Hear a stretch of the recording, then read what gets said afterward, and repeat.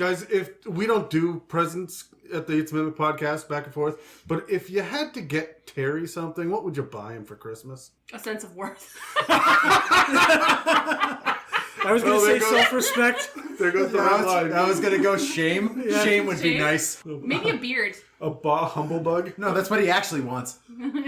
Puberty. Poor. Oh, right. Yeah. Poor Terry. Stop. Jesus.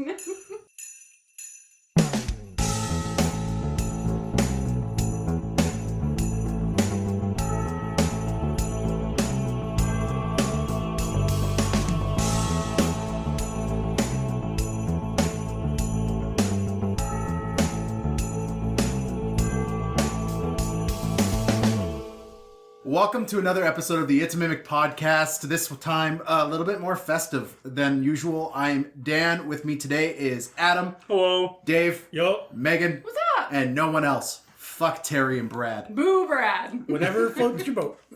But this is our annual, except for last year, let's not mention COVID, Christmas special.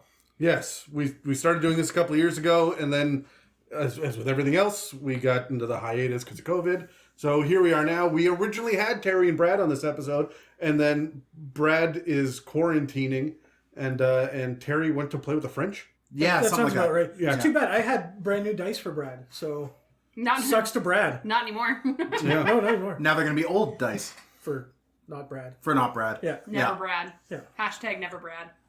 So, this episode is technically a sequel to the previous Christmas one. We are not exactly picking up where we left off, but it's close. This is directly as a result of the events of the last Christmas special. So, and I'm pretty sure that Megan and Dave didn't listen to that one. I did when it was new. When it came out 2 years ago. Yeah, I did not.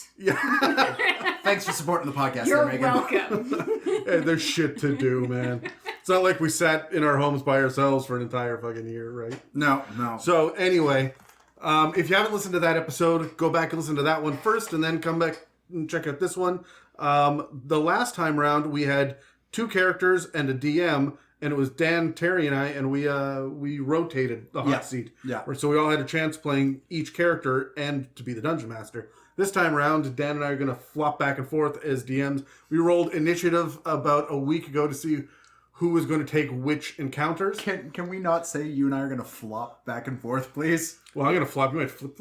All right, cool. But It is cold out. It is winter. so Stop it. So we have David and Meg. And Never ever call me Meg. Words and I like David. The painkillers are real, guys. You lengthen his name and shorten mine, and I am not about it. Right. David and Meg are here. I'm leaving. So I will be running this episode by myself as Megan bathes in Adam's blood. So we're here with Dave and Megan. And the booze is flowing freely, and we are going to have a fantastic time with this actual play. And we don't even know what this episode is called yet. We will get inspired probably partway through seeing what you guys are up against. You have no idea what's coming, and that's great because neither do we. So, well, the last time we did one of these, Dave killed my character, so I'm sitting here worried AF. I'm looking at his character sheet versus yeah, the my last time you character guys sheet. played in the snow, this is what happened. I had an entire encounter prepped for with Terry here with dogs in the snow, and now he's not here, so I had to scratch it. So sad. Yeah. Sorry to hear that. I'm not. So, before we go any further, let's actually meet the characters. Yes. So, Dave and Megan, roll initiative. Let's see who we're going to meet first. Oh my god. 11. I rolled a 7. All right. So, Megan, who are you playing and why? And why? So I will be playing the brave Lumi Chilford, who is a Eldritch. Yep. Yeah, Eldritch Knight fighter. Kobold. Of course. Nice. I felt this was my time and this was my chance. Are you expecting everyone to talk to the kobold then the whole time? I would hope so. I feel like she's going to force it, so. Communication is key. Do you I'm looking ha- right do- at Dave. Do you have an accent ready for this? I do not, and if you wanted someone with an accent, you chose the wrong person. Okay, cool. Dave is just nodding. Yep. Anything we should know about the stats? Okay, so you guys are both level 5. Yeah. Right. So, and Is there anything particular? We rolled d20s for stats because we're mad. Yes, we like rolled that. 7 d20s and then dropped the lowest and used straight, straight rolls. Straight Yeah. rolls for that. So my stats suck. So this is going to be great. Me too. Yeah, it's going to not be great. But obviously I'm a little bit strength-based, a little bit intelligence-based to cover my spells. So hopefully I don't die, because I realize we don't have any form of healing. None at all. Absolutely nothing. Yep. And hopefully you're not expecting us to provide it. Well, that's just a bunch of bullshit. Yep. So, Dave? I went with a rogue because I like them. I haven't used an arcane trickster before, but I will today. I went with a Heron just because it's kind of new. I haven't really... And we're doing a one-shot, so you're here and gone. Yeah, hair one day and gone the next, right? Boo. I went with the charlatan background just because, it makes sense for this particular character. And I named him Dave. Oh, did you? Yes, his name is Dave.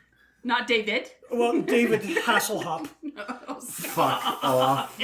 Yeah. It was either that or Hercules. I think I like Hercules better. But hear me out. We did the D20 roll. My strength, after I put the stat increase into it, it's now a 6. Oh, Okay. fantastic. So is my charisma.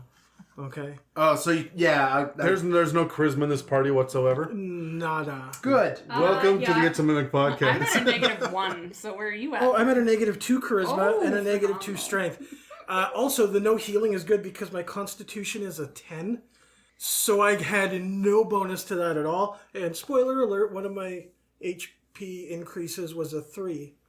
So instead of taking the ability stat increase, I took tough. Okay. To give me a little extra boost there. Cool. All right. This is gonna be a hoot. This is going to be a 10-minute long episode of Blood in the Snow. I'm telling you that right now. Sure. Yeah. Also, the other thing you should know about my character is his hometown. He's from Edinburgh.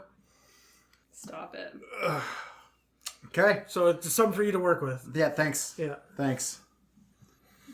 I'm mostly done. Are you? No, we got at least 3 more hours of this shit. All right. He is the chosen bun. Stop. Fuck right off. All right. So, anything else we want to do before we... Yes, I also feel like I should show you guys the picture I drew of my guy. Okay, well now that's got to be something we got to throw on social media. So- Thanks for the additional post there, Dave. Let me describe it for you. It is a bunny with a bite taken out of his right ear, Yeah. with an eye patch on his left eye, and a scar on his right hand cheek. True. The And eye he has patch really good eyebrows. And no nipples. with the eye patch, I almost called him Nick Furry, but decided not to. Oh my god. It's gonna be one of them I nights. thought I put a lot of planning into my character, and I just feel like I'm being like trumped here for sure. I have a list. Did you guys He is pick a up, hairpiece. Did you guys pick up any magic weapons? Yes, magical you told items. us an uncommon magical item and a common one. Yeah. I took a +1 rapier as my uncommon, and a what was it, wand of pyrotechnics for my common item. Very, very flashy. Cool. Yeah. Well, being a worshiper of a man of ice, I took resistance. The boots of Winterland.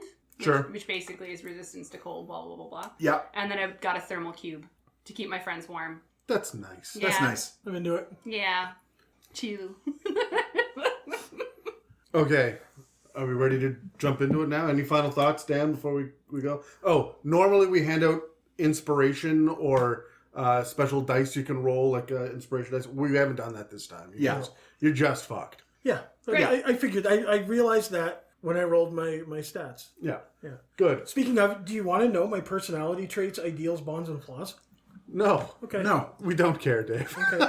We can talk about that. we could post the character sheets later on social media for those who care. Stop offering that. I'm absolutely not posting that. Nobody cares. It'll end up on the Somebody Reddit because that's what I'll do. Yeah. Actually, Dave. Yeah. What do you have for your Give us a little bit. Who is this character? His personality trait, I just kind of picked him out of the charlatan background, obviously. He has a joke for every occasion, especially when inappropriate. His ideals, he's determined to make something of himself. Somewhere out there, he has a child who doesn't know him. And his flaw is he is convinced no one could fool him the way he fools others. If you're a rabbit, I feel like you have more children than you know of. Oh, yeah. Absolutely. Yeah, he gets... So you're basically Like a just rabbit. playing yourself Yeah. As a rabbit. as a rabbit. Yeah. Okay. How many children do you have that you don't know about? Well, he doesn't know about them. Oh my god. Trick question. All right, Megan. How many kids do you have that you don't know about? As a person or Lumi? You know what? Sure. Yeah. None. Well, Lumi is an old bat. She's a 40-year-old kobold, which means she's a million years old, really, in cat years, I guess. So much might- wrong with that one sentence. She might have a bunch of kids she doesn't know about, but I doubt it. But definitely a soldier in the ranks of her deity and god, Monsieur Freeze. Fuck off. All right. She does have an older sibling that did fall victim to a plant that eats animals, so it's very sad about that in life. As tradition, yes. Yeah, and due to the frostbitten skin that she has, she does have one missing ear, so can't hear you very well. Oh, we have something in common. We're missing We're missing ears. Portions ears of or ears. pieces of ears. So disadvantage on Perception checks relying on sound? Yeah. No, Sure. because it's just. Yeah, no, you drew it. There's consequences to It's your in art. there. You drew it. Yeah. Yeah, but that doesn't. Hey, No, life no. imitates art, Dave. Do you want me to give you disadvantage on perception checks too, One Eye? Yeah, that's right. Shut up. Put the drawing away This is the most hostile Christmas episode we have even played in. before they make you bleed out from your scar. Put it away. All right, Megan. Anything else? Bonds, flaws, any of that stuff? She definitely feels like she is owed more respect than she is given because she's a kobold. So talk to her. That'd be great. Otherwise, she has a reputation for being absolutely fearless. So let's jump into some fire, I guess. It's gonna be so short. I also like the fact that you guys are both small size, so Yeah. that's good as absolutely. well. There was an open call in your hometowns. Sorry, you were from Edinburgh, and where are you from? Colts.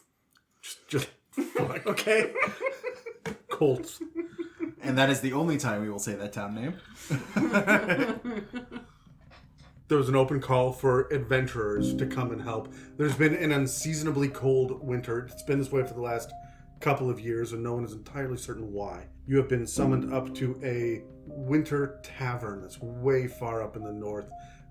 There are a couple of small little fishing villages up here during the summer months, but in the winter, it's essentially abandoned. However, there's a small tavern up there called Missing Fangs. Okay.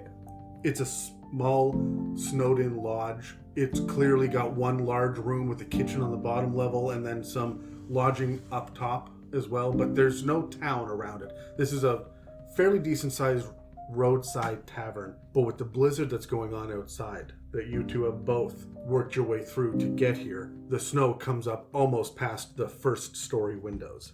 Who arrives first? You want to roll for it? Yeah, let's roll for All it. right. 2. Natural one. No fucking way. Yeah. Megan start. wins with a 2. Good start. Good start. The small kobold from Colts. This is my life. It's spelled with a K, by the way. Of course it is. Struggles to get the door open at first, but when you do manage to get it to swing open, the wind catches it and pulls it right out of your grasp. And there's a Goliath woman standing there just inside the door. She bows and she beckons you in. Close the door, close the door. Oh, let me try. I'm gonna, try and manhandle the door closed against the wind. Give me a strength check.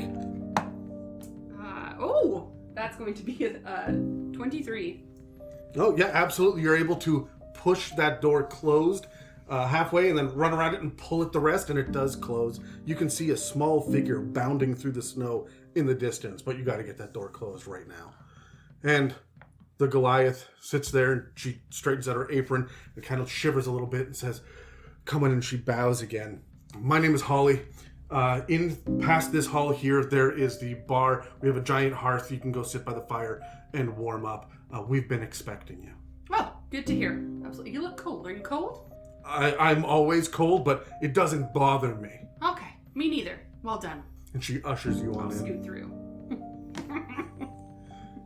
What would you like to do when you go in? You walk in, you see there's this giant open room with a huge hearth on the far side of this large, clearly restaurant. There's a bar on the left and a stage on the right. There are a couple of elves that are sitting by the bar. They're working on a prenuptial contract agreement between their two forest kingdoms. And so far, they've made it to the Mrs. Claus of the contract. And on the stage is one lonely 10-year-old human boy doing his best to entertain the empty room with a single snare drum. He'd rather be at home, but come, they told him, so he came. There are 11 others that should be there as well, but they won't be ready for a few more days.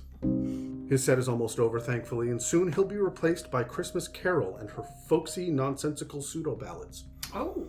Well, Lumi will be very intrigued and take a front row seat to watch the entertainment. As you're sitting there watching, there's another small knock at the large door. And this is, sorry, what's your Dave? Dave, Jeez, that's why I couldn't remember. Yeah, how could you forget? Dave? Yeah. What are you doing? I pushed the door open and then I guess struggled to try to close it. Holy crap, that weather's getting real hairy out there, and give it a slam. You slam it. Can I get a perception check? Of course. Oh, a good one.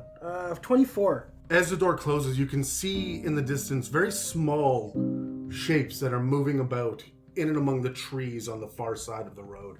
They don't seem to be coming any closer, and it might be a figment of your imagination. But as the door closes, this Goliath bows low, welcomes you into the hall. It says, "My name is Holly. Is it just you out there?" Oh, well, I think I saw some stuff out there, but I can't be sure. What do you mean? What do you mean stuff? Like small shapes moving around, maybe. I'm not really sure. I'm not interested in the small shapes out there. No large shapes. Not that I saw. I'm interested in whether or not you saw maybe any GIF out there. Nope. My boyfriend's a diehard romantic GIF, and all I want for Christmas is this GIF to come back. But I'll sit here and I'll wait. You can head on in. I think we have been expecting you. You can go in and warm yourself by the fire, or go enjoy the entertainment. Oh, I think I will. Yeah, I'll go over and I'll sit down as well. There are a couple of elves. There is a shadowy looking figure sitting behind the bar watching everyone. And of course there's a small kobold sitting up front and center right next to the stage, where there is a very nonplussed looking human child working his way on a snare drum, watching the clock tick. Play louder, son. I can't hear you. I mean, I've seen a kid play a drum before. It's not that special to me. But this guy behind the bar, he looks interesting. It's always, in my experience, the shadowy figure by the bar. That's the most interesting one in there. So I'm going to go over and say to him, "Hey, looking pretty pensive there, pal. What's going on?" Hello. Oh, no. Hello? My name is Wadwick. And as he speaks, you see that he's missing his 2 front teeth. Oh, yeah. Oh, looks like you and I have opposite problems. It's quite inconvenient for a vampire such as myself. Marriage. What brings us here today? It must be an awful shape. How did, that's weird. How'd you lose them? Well, there have been many fey creatures in the woods recently. Sorry, is that fey or fake? Fey. Okay. One of them is bartering with teeth. Bartering with teeth. Okay. But I mean, how do you get them out of you? Like, I figured they were probably, you were attached to them, right? Fey bullshit. Okay, alright. If you see any fey creatures, ask if they have any teeth. All I want for Christmas. Yep. Fair enough. Have you been summoned? Yeah. I believe your friend up at the front also was summoned. Yeah? You can go to the back room. There's someone waiting for you. Should I go get the friend first? Yeah, or I will walk over to the small kobold and that vampire over there. Vampire. My name is Wadwick. Just yelling across the room. Just across the My room. name is Rodwick. No. Wadwick. Wadwick. That's not a speech impediment. His name is legitimately Wadwick. Well, I need to erase something I need here. to erase Yeah. That's unfortunate. It's Vistani. Stop it. Wadwick. Okay. I wonder if you would describe the drummer boy's drums as a pum-pum-pum-pum. Absolutely. Yeah, okay. Absolutely. It's hard to go back and forth. So sorry, you came up to me and The guy over there said that if we were summoned, you were summoned here, yeah? Yeah, me too. He said we should go to the over there back room, which now sounds really suspect. So I think we should be careful, because now that I'm thinking about it, it's weird. Oh, I mean, if that's where we're supposed to go, that's where we're supposed to go. Sure, but I mean, I just met this guy, so let's be careful. Lumi's already up and walking towards the back room. All right, we're going. The back room is a just small wooden door. It's smaller than an average medium creature. And so it's actually about your height. You know that there's a posting for you guys to come up here to help with someone named Gumdrop. Is it lit back here? Or is it just like a dark and dreary back room? Well, you need to open the door and find out. Okay. So the door's my height. Is the doorknob like my doorknob height? Yeah. Dope. Like I don't know why, but that would be a great feeling for Lumi. She'd be like, "What a nice surprise." Yeah, there's like one handle up at 4 feet and another, or sorry, at 3 feet high. The other one is like a foot and a half off the ground. Pretty much. This is very convenient. I'll open the door and start walking through. How thoughtful. Very thoughtful. I'll just hop along. Inside the room, there's a small desk with a number of trinkets and a large pile of candy sitting on top of it. There's a wooden chair behind it, but this room is cold because the window is open and the blizzard is going absolutely crazy outside, and there is a single reindeer with its head in, just kind of watching you guys enter. Oh, hello. The reindeer blinks at you for a moment. What would you like to do? Is the reindeer the only living being here? Yeah, it's just this Yeah. desk with a chair. There's not even crates. There's no pictures on the wall. This looks like it was a storage room with now just this desk covered in candy and trinkets. Does it look like there's any food for the reindeer? Give me an investigation check. No. That was going to be a 13. No, it looks like it's entirely just candy. As a matter of fact, it's all sorts of mints and chocolates and whatnot, but off to the side, away from the rest of the pile, is a single gumdrop. Oh. But it looks like there's piles of mints, though. Like mints. I'm going to grab a mint and hand it to the reindeer. Put it up to its mouth. And she's just going to shake her head at you. No? She says, "No. But it's a mint. Does it look like I eat mints?" It looks like you should. Figures it'd be people like you that show up. I had explicitly asked for a small team of wise men with a particular set of gifts. But instead I get you. I guess you'll have to do. I mean, I'm small.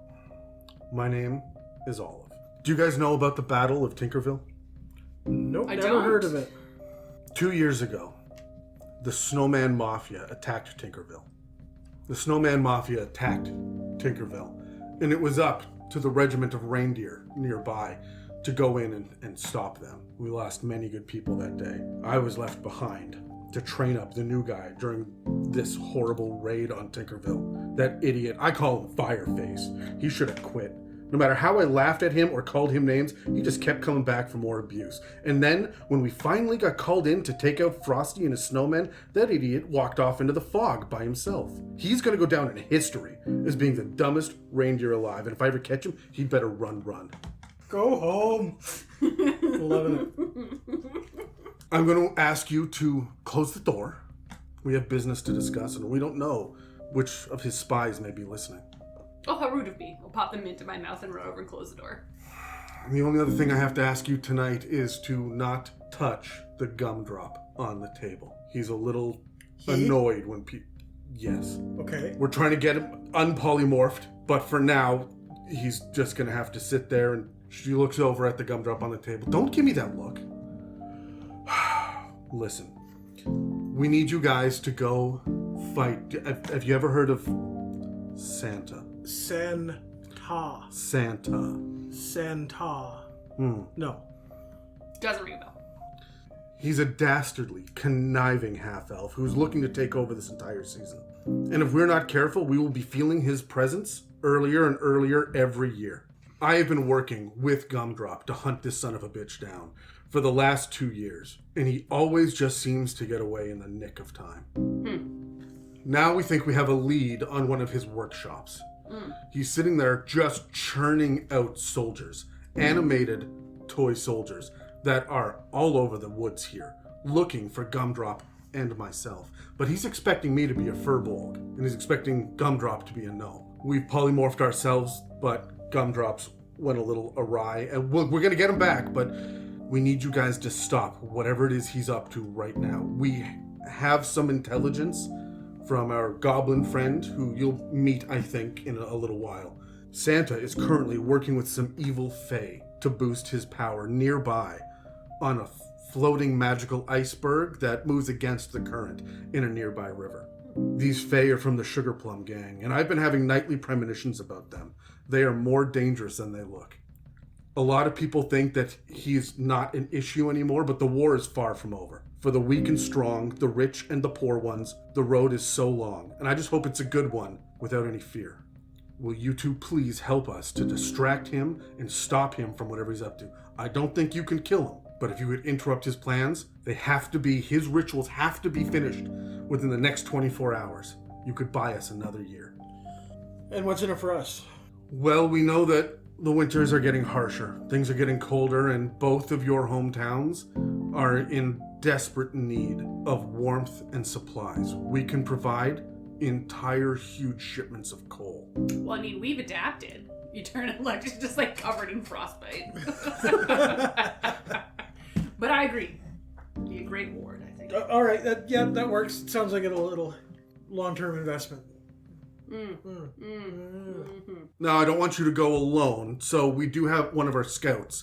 Our only other ally is our goblin friend named Jingle. He is out there right now. He's figured out where you need to go, and so you will need to get out there to him, meet up with him, and he will lead you to the iceberg. But I'm going to give you a handful of gifts to make it through this dark, dreary season. The very first thing I'm going to give you is 5 golden rings. I hate you. Each one of these will grant you special luck when it comes to achieving what seems impossible. Which means that every one of these you will get to use as a advantage roll. Dope. Do we get 5 each? No, 5 total. And once you use it, it turns to brass. Take care of them, though. Gumdrop had to defeat 4 Aarakocra summoners, 3 cockatrices eating baguettes, 2 turtle dragons, and a kanku in a good berry tree. Thank the gods he managed to avoid the goose orgy that was just beyond the 5 golden rings. Also, I'll give to you, the Harengon, a stone rabbit totem. When you need stealth, pull this out. You will be able to summon a shadowy jackrabbit from the ethereal plane, and he will cast darkness, but it will only ever work once. Okay. And then to you, a special gift as well, little kobold, a single silver bell that will give each of you angelic wings once it rings. The wings will last for 1 minute. So all you need to do is avoid the animated toy soldiers that are roaming the land, but you really need to be careful. They are more dangerous than they seem. They've been known to crack some pretty tough nuts over the last year. Then you need to navigate through the forest tundra, meet up with Jingle. He'll be by a massive boulder in the shape of a bell. And then you need to get down to the docks and take the invisible boat across the river to the iceberg. Jingle will know exactly how to find the boat. Okay, I was about to ask, because invisible boat finding seems like a tough deal. So, get yourself a warm meal from Wadwick. And when you're ready, head out. But I have to tell you, you must be fast. I know the blizzard is going right now, and we wouldn't send you out if time wasn't of the essence. All right, let's go get something to eat then. Stopped. All right, we go back out to the main room, find Holly, and ask her for what's the meal for this evening. Holly bows. She says, I get it. She says, it's a little insensitive, but rabbit stew. Oh. Oh, I'll take a bowl. Oh. Oh. Oh. Oh. Okay. She goes and she gets some. She whispers over to Wadwick for a minute, and he gives you guys some pumpkin spiced ale just for the season as well on the house, because he knows you're going to do a solid and get rid of this blizzard. This is all Santa's doing. Seems like a terrible man. The elves have seemed to either gone to a room or left, so it's just you alone here. You can leave whenever you're ready, or you can stay for a while and enjoy Carol singing. While she's singing, I'm gonna keep eating my stew, kind of poke at it for a minute, and I think I know this guy. Yeah? Yeah, this was my buddy, wasn't it? My friend Dennis. Dennis Hopper. You set him up for that, and I hate it. How dare you? I'm full. Like no more of this. No, I'll take it. As you sit there and watch Lumi finish off your friend, you can hear that the wind outside is starting to pick up. It's getting a little bit worse. The longer you wait, the harder it's going to be. All right, when you're done with my buddy there, let's hop to. Do we know how we're supposed to get through the forest tundra? We'll figure it out. Deal. All right. Well, there's only one road that comes up past this. All right, yeah, we'll get prepped and head out. Let's do it. What does getting prepped look like? Oh, finishing, getting our backpack and jackets on, moving on. Yeah. Taking my last sip of beer, last bite of rabbit, lick the bowl maybe. There's no maybe. What is Carol singing?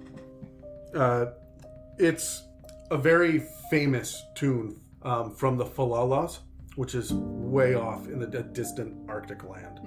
A little bit for you. On our way up, I'll drop a little coin on the stage for... Oh, I thank you. I could hear you, and that's all I appreciate. That drummer boy needs to step it up. Shall we? Yep.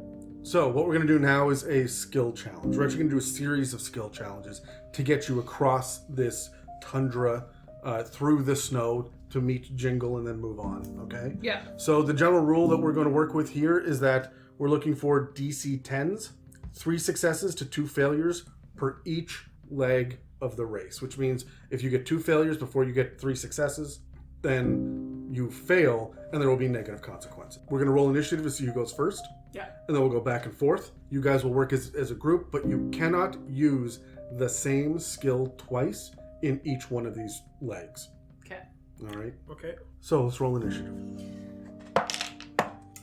Mine is 7. 19. Okay.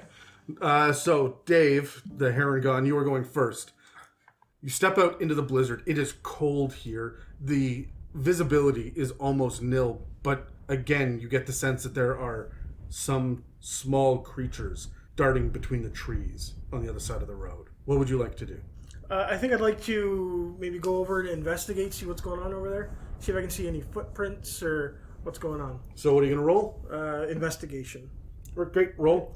You need a 10 for success. So 18. 18 is a success. So you step across and you see that there are these tiny little round footprint tracks that are moving about. There are dozens of them that are quickly getting covered up by the snow, which means there must be quite a few of these tiny creatures out here. Okay, I'll relay what I found to my companion here. And you've ever seen anything like this before? I'll have a look. I mean, they could really belong to anything our size. I'll put a foot into one of them. They're even smaller than you are, and as a matter of fact, every single one of the footprints seems to be uniform. Every single one of them seems to be identical to every other footprint, almost as if they were made. Oh, Okay. never seen anything like this. Wouldn't say. For mine, can I roll I'm gonna throw investigation just to see if I can get a little more information. He already used investigation, so you we need can't use the same one. Both of us can't use the same that's one. right. Okay. So then I'm going to use survival Sure. and hope that this goes well. It did not. I rolled a 6. You sit there and watch Lumi peering down at it, and she starts shivering and doesn't appear to be aware of the fact that she is shivering so badly. Standing out here in the cold, hunting down footprints, is clearly a bad idea, Dave, as far as you're aware. Yeah. Lumi is slowly getting frostbite on her one remaining ear and seems to be completely oblivious to it. All right, maybe we should try to just get past this. Let's maybe try to get low so we're not seen and just kind of sneak away out of here. No. All right. All right. Sounds good. So I'm going to do a stealth. Sure. 23. 23 is a success. You get low and you find your path in between some of the trees and shrubs. You're small enough that you're able to get through some of the shrubbery and the foliage around here and carve a path through without leaving too many tracks behind you. Where you step is clearly the right place to step, and Lumi is barely smart enough to figure this out. How dare you? Lumi, what would you like to do? I'm going to use athletics to stay within the same footprints and leap along. Ooh, fantastic. That is going to be 25. So that is the third success to the one failure, which means you guys have succeeded on this portion of the skill challenge. So, moving along beside the road, but keeping the road in view. Dave, you are able to move along through the shadows, stealthing, quietly creeping along. Lumi staying behind him, deftly able to stay in his footprints. You are clearly hiding your tracks as best as you possibly can. And within a couple of minutes, the blizzard has covered your tracks, and you can be fairly certain you're not being followed. But as you get out into the wilderness, the road starts to become covered by the snow. It's more and more difficult to be able to see where you're going. You know generally that you're heading north because you've seen on a map that the river cuts northeast. So if you're heading towards the river, you should be going north, following. So, Lumi, what do you want to do? New skill challenge, 3 to 2. I'm going to use nature, see Yeah. if I can determine which path to correctly follow. That was a nat 20, so for me a 23. So that is 2 successes. So not only do you know exactly where you are going, but you are able to smell the river on the air and continue to head in enough of the right direction that you're close enough to the road. You'll be able to see if there's anybody, including any small goblin scouts, that are on it. Dave. Yes. I'm just going to make sure that we're not being followed. I'd like to perceive around Sure. what's going on here. So, 18. Your perception check is an 18. Yeah. You actually see, as you are looking about, there is a large boulder just on the edge of your vision that is shaped relatively in the shape of a bell. You've been traveling for a few hours now. It's been dark for a little while. Do either of you have dark vision? Absolutely. No. That's fantastic. Isn't it? Yeah. So right on the edge of your not dark vision, you will see this large bell shape. That was 3 successes. So you have gotten to the bell-shaped boulder where Jingle was supposed to be waiting for you. Oh, this bell looks like my bell. Perhaps we should go investigate it and see what's going on. Oh, true. I feel like this is where our friends should be meeting us. So, investigate. No, it's not you. It is Lumi's turn. Oh, right. You just succeeded. Good. Lumi, again, we're starting from the beginning, so 3 successes to 2 failures. Yeah. We have to find Jingle. All right, I'm going to do an investigation to hunt around for tracks or see what I can find. Another nat 20. Yeah. Wow. Well done. Can't do This this is in a it. regular game. This is it. You're using it up for the... All We're right. going to get to combat. It's going to be just a series of nat ones. Absolutely. So, as you move around to the back, you find, face down in the snow, a headless goblin corpse. I found him. Okay, well, I mean, I guess I'll perceive again just to see if there's footprints, if there's sign of anything going on. If his head is somewhere, I want to, see what's up. That is an 8. That is a failure. Yes. You do not have dark vision, and as you are looking around in the blizzard, in the snow, you see snow and blizzard. Good, at least it's what I was expecting to see. Lumi, what would you like to do? That is 2 successes to 1 failure. The next roll will determine whether or not you succeed in this. Oh my god.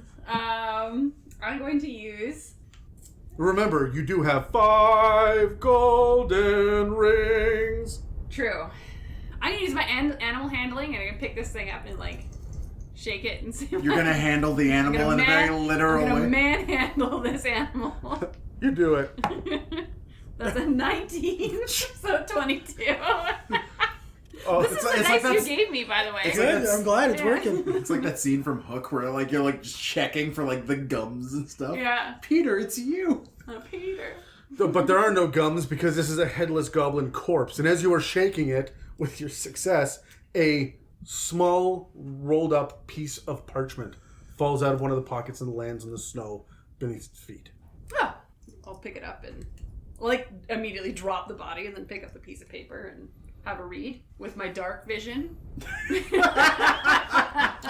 Seems reasonable. What's she say? It's a little scrap of what looks like a journal written by a very small hand in common. There's also another line underneath it that's in Goblin. Do either of you speak Goblinoid? Do not. Nope. Okay, so in common it says, "Those damn toy soldiers have been following me for days. I'm afraid they'll catch up to me before these wise men that we've sent out for will come and get to us in time. I hope that Gumdrop and Olive are able to tell whoever these people are to head to the second half of the boats. The invisible boat is," and then it lapses into Goblin. Great. You can't read that, can you? No, it's dark. No. No, I have no idea what that is. That's gibberish to me. Where did they say the boats were again? The invisible boat is in the second half of the docks. So what would you like to do? Have you ever been to where these boats are? Never. No idea what he's talking about. So this rock is shaped like a bell, correct? That's right. How large is it? Oh, this is a boulder. It's pretty massive for you guys. It's probably 3 times your height. I'm gonna try and climb up to the top of it. Sure, give me an athletics check. Absolutely. That is going to be 13. Yep, you were able to climb up to the top. And at the top of the boulder, you see carved into the rock by a small hand, the first Christmas. Like the words, the first Christmas? That's right. It says the first Christmas. Okay.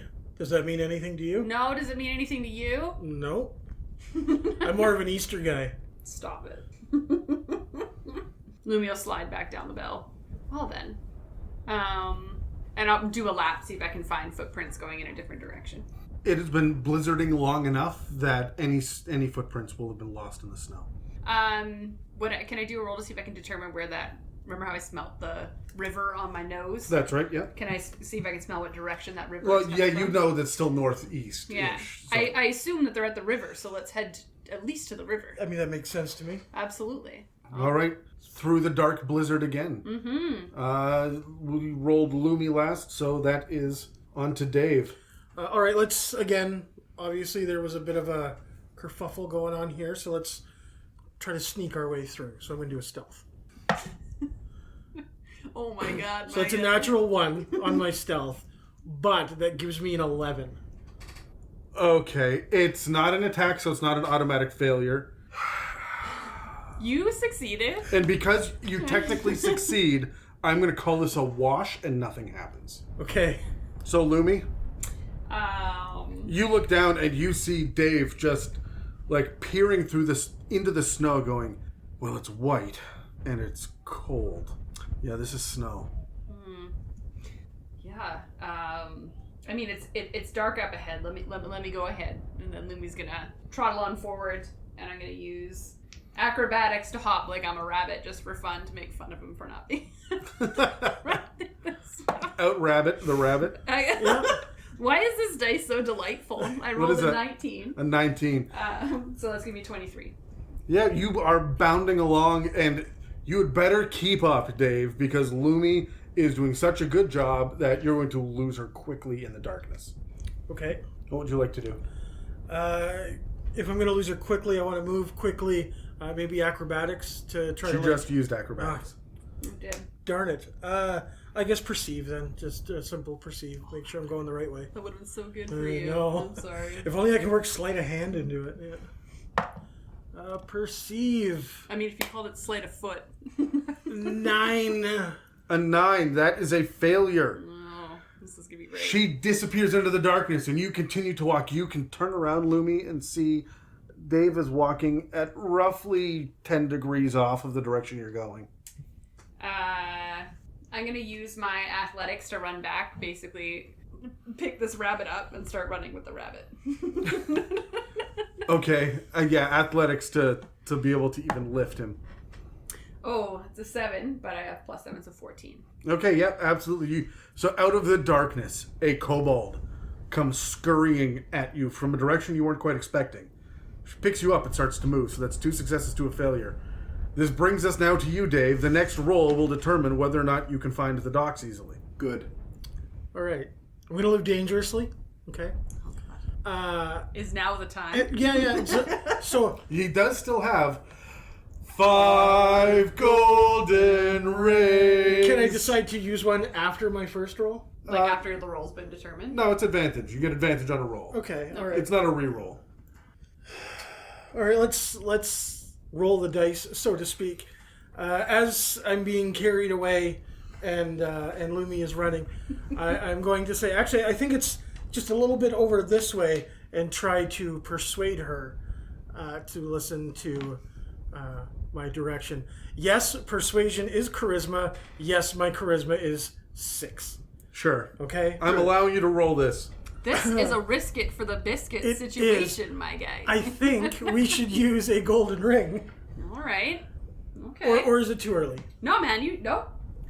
All right. Fucking typical Dave. All right. Let's do it. Yeah. The game holds in the balance. What does he do? Rolls his worst fucking skill. Yeah, it's a -2. All right, let's see what we got. With advantage, it's a 19, so 21. It's a minus. Oh, sorry, 17. There you go. That's how math works. Sorry, I don't think I've ever had a skill with a negative before. You see the 2, you think 2. Yeah, I hear you. So he's... So 4 golden rings, yeah. Just 4 Yeah. golden rings. So, Dave, in your arms above your head, is sitting there directing completely Words blindly... no one wanted to hear.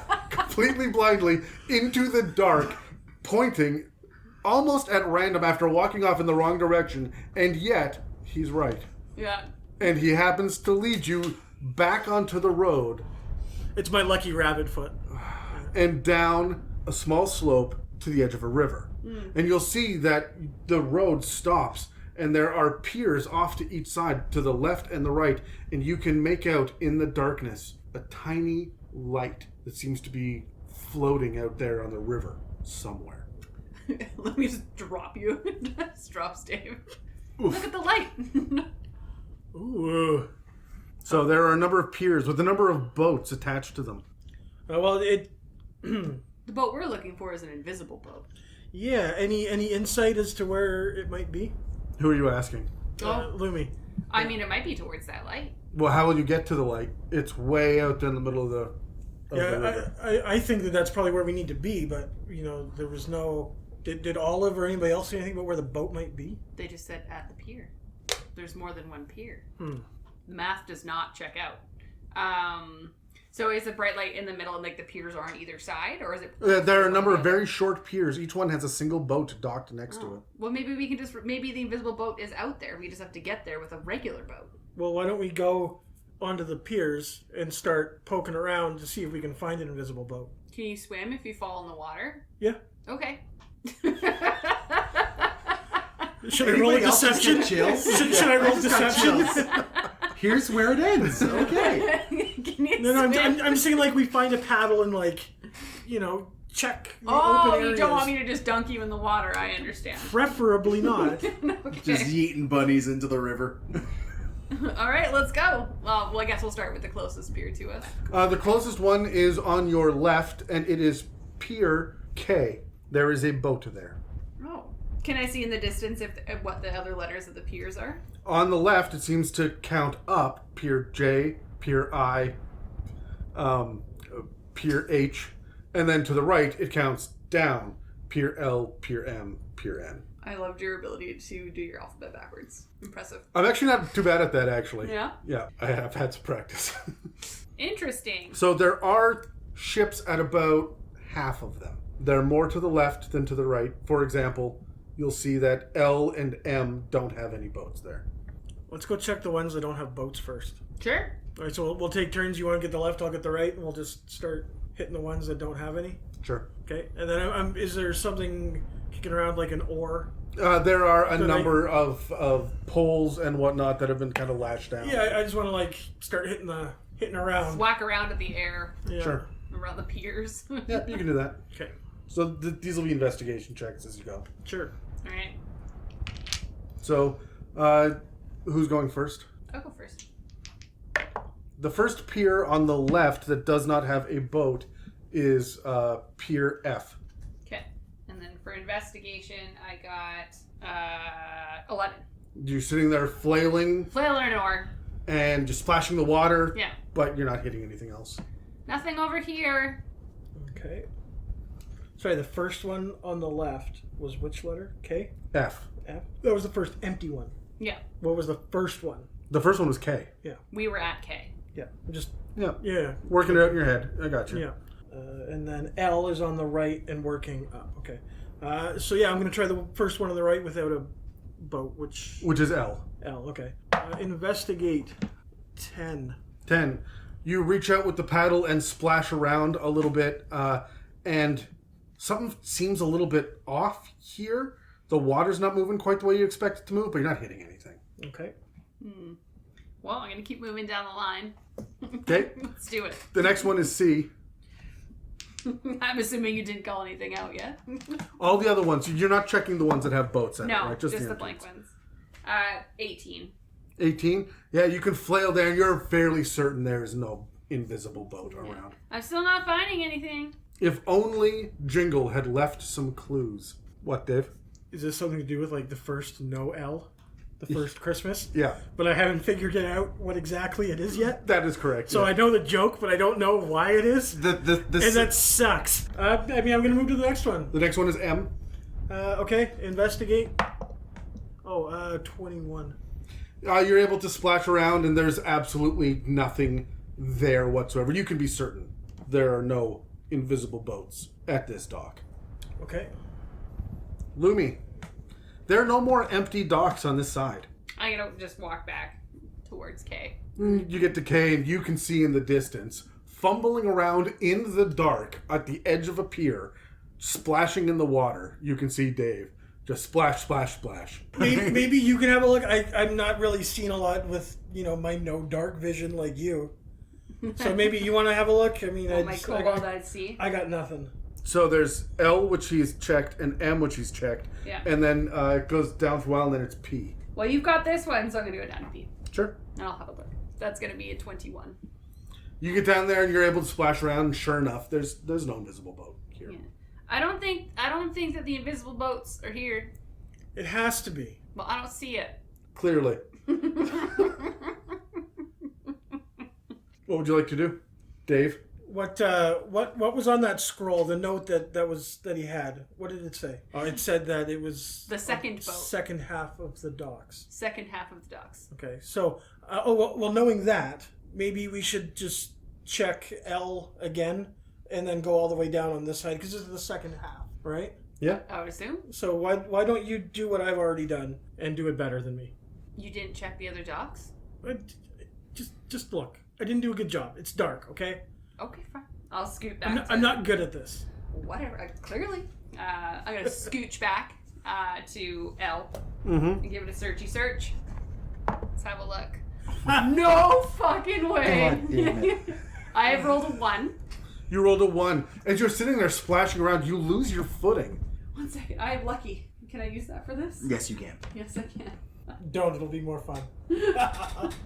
That's going to be a 12. 12 for investigation. You begin to lose your footing and land hard on one knee, and as you do, the oar comes flying out of your hand and thunks against something invisible. Oh, I found it. Oh, great job.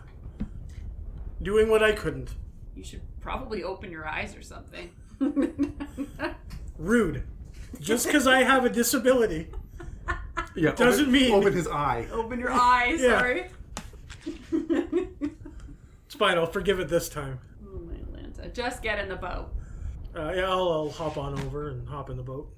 You should splash in the water, but instead thump on something flat and wooden. Oh, so I'm a thumper now? That's right, you are. Okay. Lumi, She'll hop in with the oar and then start paddling away. as you are paddling away towards the light in the distance, I'd like you guys to make an athletics check. Oh, excellent. 21. 4 minus 2 is 2.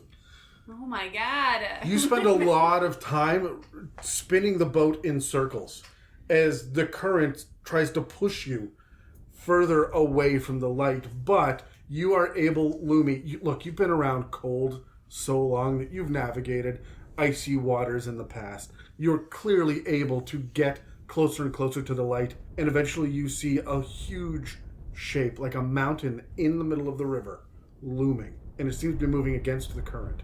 And there's a single dock sticking out of it, and it's empty. Oh, I think we found it. Well, it looks like it. Let's get in there. As you get up to it, you're able to get the boat right up against the pier. It is dark, except for this one light that is at the very top of the iceberg. And there seems to be one simple road that heads all the way up, Lumi, that you can see, that Dave can't. But there doesn't seem to be anything on the road. It's just pure ice that has been chiseled out. Every once in a while, there's like a little step, like a stair, all the way up this iceberg. All right, well, follow close. All right. We'll go start bounding forward. So you guys start to climb up this switchback stairwell that heads up this large, frigid iceberg. And it seems to be moving against the flow of this river. But even with your dark vision, Lumi, you note that eventually you climb to a height that the river below just descends into the darkness of the snowstorm and the night. However, as you start nearing the crest of this stairwell, you see this orange glow start to fill the sky. And as you go, you note that it is coming from some source of light in this deep crater. In fact, there is a thick and wide crater at the very top of this iceberg. As you're climbing up and you're reaching the crest of this, you start to see little shapes peer out of the snow, and you would recognize them with this light starting to hit them, this orange light bringing some color into your world as well, that they are these weird little pieces of shrubbery or trees that are stark white with red ribbons down the side, like a line of red ribbon down the bark. As you crest this, you look to see that you are standing at the precipice of a tall cliff that descends under you straight down some 50 feet before hitting that small curve. Unbroken mounds of freshly fallen powder coat the rough cliff face. Thin, curved and stripped trees, you now see them up with this coiled red banding around them. They all adorn the edge of the crater as well as locations within the crater.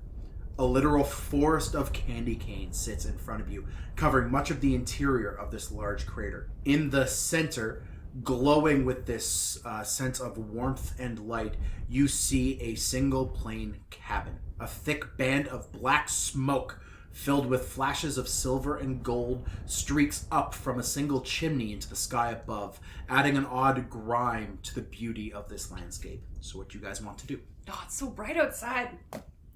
I'm loving it. I can see what I'm doing finally. Oh, turn it off. Well, I think we need to figure out what's going on in that little house, cottagey cabin thing down there. All right, lead the way. Well, should we go down to it, or should we maybe try to draw whatever or whoever is in it out? Yes. Yeah? Yeah.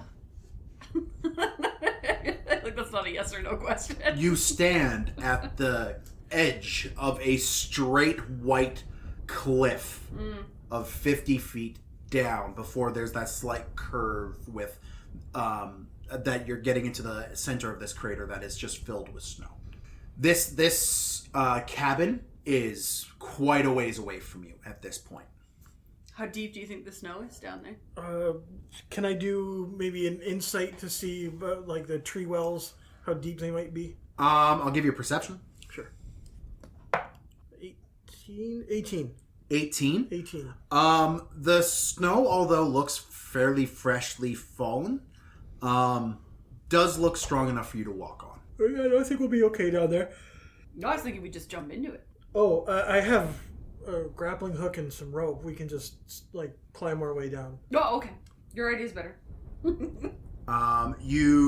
what do you guys want to do? I'll use the rope. We'll grab the grappling hook and secure it. Okay, Dave. Yes. I would like a sleight of hand as you tie the rope to the grappling hook and attach it to one of these thin, large, curved candy cane-like trees that is just right around you. 22. 22? Yeah. You get a good purchase on it. Like you can feel that it's quite a sturdy grip, and you could start to descend with this rope. I'd like athletics checks from both of you with advantage because of the knotted rope. Acrobatics? No. No? Okay. With advantage. 16 minus 2 is 14. 23. 23. Both of you descend fairly easily. The cold, biting wind of this blizzard is cutting into you, and there is a moment, Dave, where you start to feel like you are about to slip. Your hands dropping about 3 inches down the rope before you get stopped by one of the knots. You start to hit the bottom of this caldera and see these sharp, jagged pieces of candy cane sticking up everywhere as you land on the ground. Your rope is still sitting on the side of this crater. Yeah, let's leave this here as a way to get out, maybe, if we need it. Okay. You reach the edges of the candy cane forest, and make your way through it, eventually reaching within 40 feet of the small, simple home made of a dark brown wood-like substance. The building is large, but seemingly a single story. Thick bands of snow-white mortar hold the walls of the building together, while large multicolored bushes encircle the edging of the building. A large red brick chimney extends out of the top of the roughly tiled and angled roof. It dumps black smoke feverishly into the atmosphere. The lone windows on either side of the building are a thick, yellowy glass-like material, and they're also held in place with more of that thick, white mortar. The lone entrance, marked with candy cane borders and a break in those gumdrop-like bush lines, is roughly 8 feet tall and 10 feet wide. Several small indents line the sides of the handleless door. A tiled path of dark brown squares, a large H embossed in the center of each tile, leads you to the door. As you take the sight in, you get the faint smell of ginger, nutmeg, and cinnamon that seems to emanate from the very walls of the house itself. Soft, muffled sing-song music comes from the inside of the hovel, barely reaching your ears over the sound of the wind. What would you guys like to do? I want to go investigate the door, see if it's open, see if it's unlocked. Okay, you walk up to this door, and as you get closer, that smell of ginger and cinnamon and the sound of that jolly making inside becomes stronger, more evident. And you go to push your hands on the door and see that it is not only locked, but there are no handles. There is... Actually, can I get you to roll and investigate? Of course. 21. 21. The one thing you do notice is that the right where the curve, the crooks of the candy canes are, is an indent that is roughly square-shaped that has a bunch of scratches scored out of it. And there's something clear, there's a plaque or something that was clearly missing there. Do you have any idea what this is going on up here, Lumi? This missing plaque? Yeah, it seems like someone took it. Any idea what might have taken it? It's obviously like much taller than we are. Oh, the door's 8 feet tall. So even if you two were standing on each other's shoulders, you would still be like 2 feet away from where this plaque is. Yeah, I'm only 4 feet tall, and I noted without ears. I am only 2.5 feet tall. Yeah. I figured out the puzzle. The plaque is missing because there was that crest that you came over. No? All right. No. Come on, keep No. going. That's just... Is this going on with your two front teeth? Yeah. Yeah. With Wadwick. Stop it. What do you guys want to do? Are there windows? There are windows. They are this thick, yellowy glass-like material. And there's one in the center of each wall other than the side where the door is. Am I tall enough to see through? It is about 4 feet off, so you are not. It is about 4 feet off the ground. Oh, how convenient. Can I stand on your shoulders for a hot sec? Sure. Okay. So you stand on the shoulders of your Herringon compatriot and try to peer through. I'd like a perception check, please. So, for me, technically it's going to be a disadvantage because it's light out right I mean, you do still have 4 golden rings. Also, it's sunlight sensitivity, not light sensitivity. This is not sunlight. now. Ooh. So- Yes. What a way to break the game, guys. I'ma just roll it. Also, you ruined his chance of saying 5 golden rings. 4 golden rings. We're down to 4. We're full. We have to say 4 golden rings. You're correct, I guess. Alright, sorry. So I'm going to perception or investigation? Perception. Perception. 19. 19. You see It's working, yeah. the rough shapes moving within, but this glass is thick and is not very well made. It is hard to perceive through. But you see roughly what you figure half a dozen, maybe a little more, a little bit less, give or take, shapes moving within this space. I'm gonna bang on the door. You bang on the window? Yeah. You see one of the shapes... Here, 1 second. You see one of the shapes kind of move, and then it goes back to it. The one thing that also does draw your eye as you're looking, there in kind of near the center back of the room, there is what looks like a large fire, fire pit that kind of illuminates the room. Oh. Yeah. But because of the denseness and the thickness of this material that they've used as glass, you can't quite perceive more. My tiny cobalt hand just... Yeah, it barely makes a register. There's a lot of noise coming from there as well. I'll hop down. Well, there's people in there for sure. All right, should we just try to kick the door in and go and see what's going on inside? Look at the 8-foot door. Yeah, let's try it.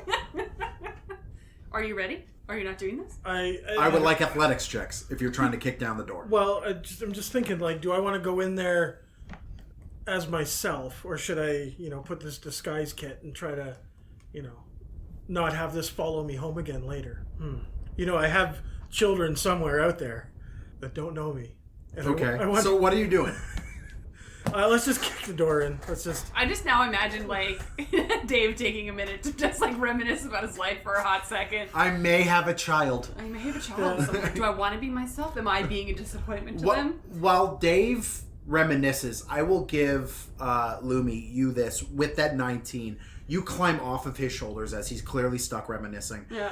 There is a glinting underneath one of these gumdrop-shaped bushes that does catch your eye. Oh, shiny thing. I'm going to run over to it. Okay. You run over to it and see the triangular edge of some sort of golden shape underneath one of these gumdrop bushes. I'm going to try and, like, push the gumdrop. I'd like an athletics check, please. Yes, absolutely. Let's try and manhandle this bush. Not even touching that. Fuck, Megan. It's a Christmas miracle. Only 11. That's all right. It's a bush. You go and you actually pull out this plaque. And attached to the plaque around the one side is this chain of bells that jingle as they fall to the ground. And the plaque reads, "The Good King's Hovel." I found it. Oh, all right. Should we put it back up there then? How high is it? The plaque goes probably at 9 feet above the ground. Throw me. Well, I can just hop. I can just hop that high. Oh, okay, your plan is better. So I do the flag. Okay. So you walk over and you can roll an acrobatics, Dave. All right. Excellent. 24. 24. You hop and kind of do this parkour up the candy cane to slam the sign of Good King on the side of the wall. And little chunks of gingerbread, which is clearly what this house is made of, fall off the tree as you land. Fall off the building as you land on the ground. And the door opens a small crack. And as it does, you hear the jingle bells that were on it rattle. Probably should have removed This those house is first. made of gingerbread? I'm just kidding. New game. Let's eat it. Let's eat it. Sorry, what were you saying to me? Was there a cabin that was for the bad king, or do we just not king shame on this? No, we're not king shaming. We never No. king shame. Right. No. Purely, this is a reference just for me because this is Good King Wenceslas's house. Fuck right off. Oh, stop it. I don't know who that is. It's a Christmas song, Dave. So what are you guys doing? Let's just push the door open a crack and investigate, perceive, I suppose. Sure. Roll a perception. 18. Yes, Okay. 18. You push the door open and it swings open incredibly easily. This is a well-greased door. And as the door opens... Well buttered. Well buttered. It's a well-greased frame you've got there, bud. As the door opens, you see a large open room. Dominant in the center of the room is a single large table covered in all the fixings of an opulent holiday meal that sits directly in front of you. A bubbling cauldron full of traveler's stew and pan-fried knucklehead trout. A pile of gurdats surround a homlet golden brown roasted chicken and an orange mountain roast duck with all of the fixins. On the dessert side, Elven Kithpa and Merith sit next to some halfling oatmeal sweet nibbles and large cups of Barovian butterscotch. For drinks, ale, whiskey from the finest dwarven brewmasters sit next to some sweet berry juices and, oddly, axbeak milk. Anything your hungry stomachs desire can now be found within the large hall. The plank walls on either side of this room are strewn with decorations and baubles, streamers, and tinsel. Also, some small workbenches seem to have been pushed off to the side to accommodate the singular large feasting table.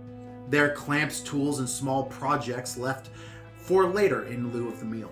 Dominating the far end of the hall is a large central fire pit, large and open, and surrounded by rough mason stone.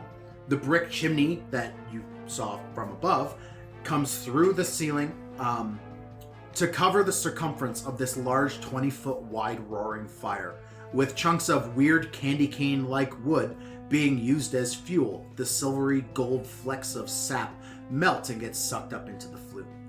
Finally, behind the fire pit and across the hall from you sits a singular large door with a large iron lock on the handle. This scene would make you feel warm, welcomed, and comforted, if not for the room's inhabitants grabbing at what tools and weapons they could reach to face you.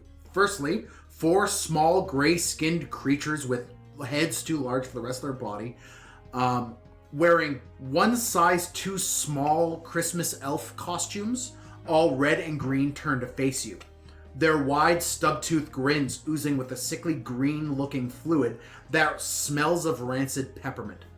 Also, 2 slightly larger, gray-skinned creatures sit nearer the fire. They wear large wool sweaters and tight brown leather pants. Their sweaters are brightly colored and frayed and have little silver bells hanging off all of the hems, giving these guys little jingle bells as they move around. Various festive but worn designs are on these hideous Christmas sweaters that seem to be stuck into the threads of the hair that cover these small creatures. Large dreads of hair lashed together with streams of wrapping paper and garland also pull off of the face and skull like a lion's mane, and they stink of sweat, rotted meat, and also nutmeg. They growl at you, one pulling a string of golden garland down from his head and spinning it in a circle like lasso. He grumbles something under his breath in rocky, rough common that says, "Hey, we're trying to congratulate Stephen. This is his feast. We must protect the saint, but more importantly, protect the food." And I would like for you guys to roll for initiative. 14. 13. 14 and 13. Okay, so I have rolled for the Christmas boggles, which are the 4 little peppermint guys. I have rolled the initiative. I pre-rolled the initiative for these guys, so we have a... I'm gonna remember that line next time my guys ask. Oh no, I pre-rolled this. You don't have to be quite so bitter about this. No, that's fine. It's all right. I'm feeling a lot of emotion coming from you on this side of the room. We don't need you to be a hot cross bun. Or such a sourdough.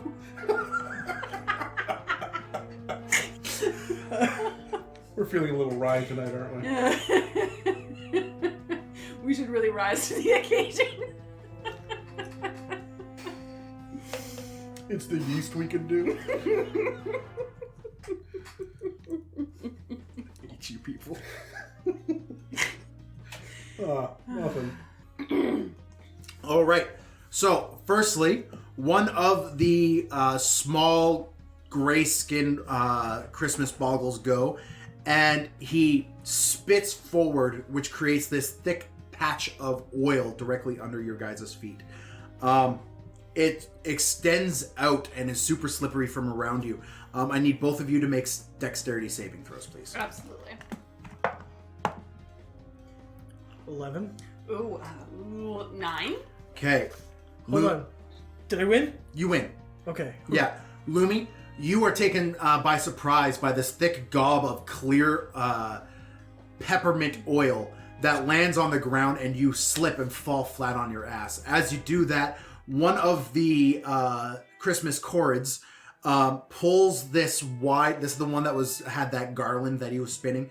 Actually, is going to run forward towards you, and seeing you still standing up, Dave, is going to attack you with this garland. He is going to roll a 16 to hit. Yep. That hits? Yes, sir. Okay.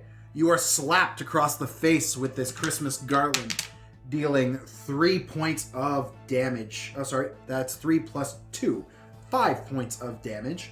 And the garland wraps around you. I need for you to roll another dexterity saving throw. Okay, with my uncanny dodge, I can use my reaction to have the damage. Yep. So it's 2 damage. Because it's 5, half, round down, right? Sure, yeah. Yeah. Okay. And then a dexterity save as the hair wraps around you. A dex save. 9, which I do have lucky footwork as a Harengon racial trait. When you fail a dex saving throw, use a reaction to roll a d4 and add it to the save. Okay, do it. That's a 2 plus 4 is 11. That is more than enough to avoid getting wrapped up. You pull back and see the little threads of garland peel off on your skin as you do that. One other of the boggles is going to run forward at you, and seeing you on the ground is actually going to just smoke you with a leg of turkey, is what it looks like. He's going to do this to Lumi, and is going to roll a natural 20 as he hits you there on the ground. How very dare. Well, that's what happens when you roll with advantage because you're prone. He is going to roll a grand total of... sorry, he rolls d6s. He's going to roll 9 on the dice, so take 8 points of damage as he hits you. And then it is your turn. Actually, sorry, no, it is Dave's turn. What? Yeah, you rolled lower. I did not. No. Megan rolled ahead I of me. put that in wrong then. Yeah.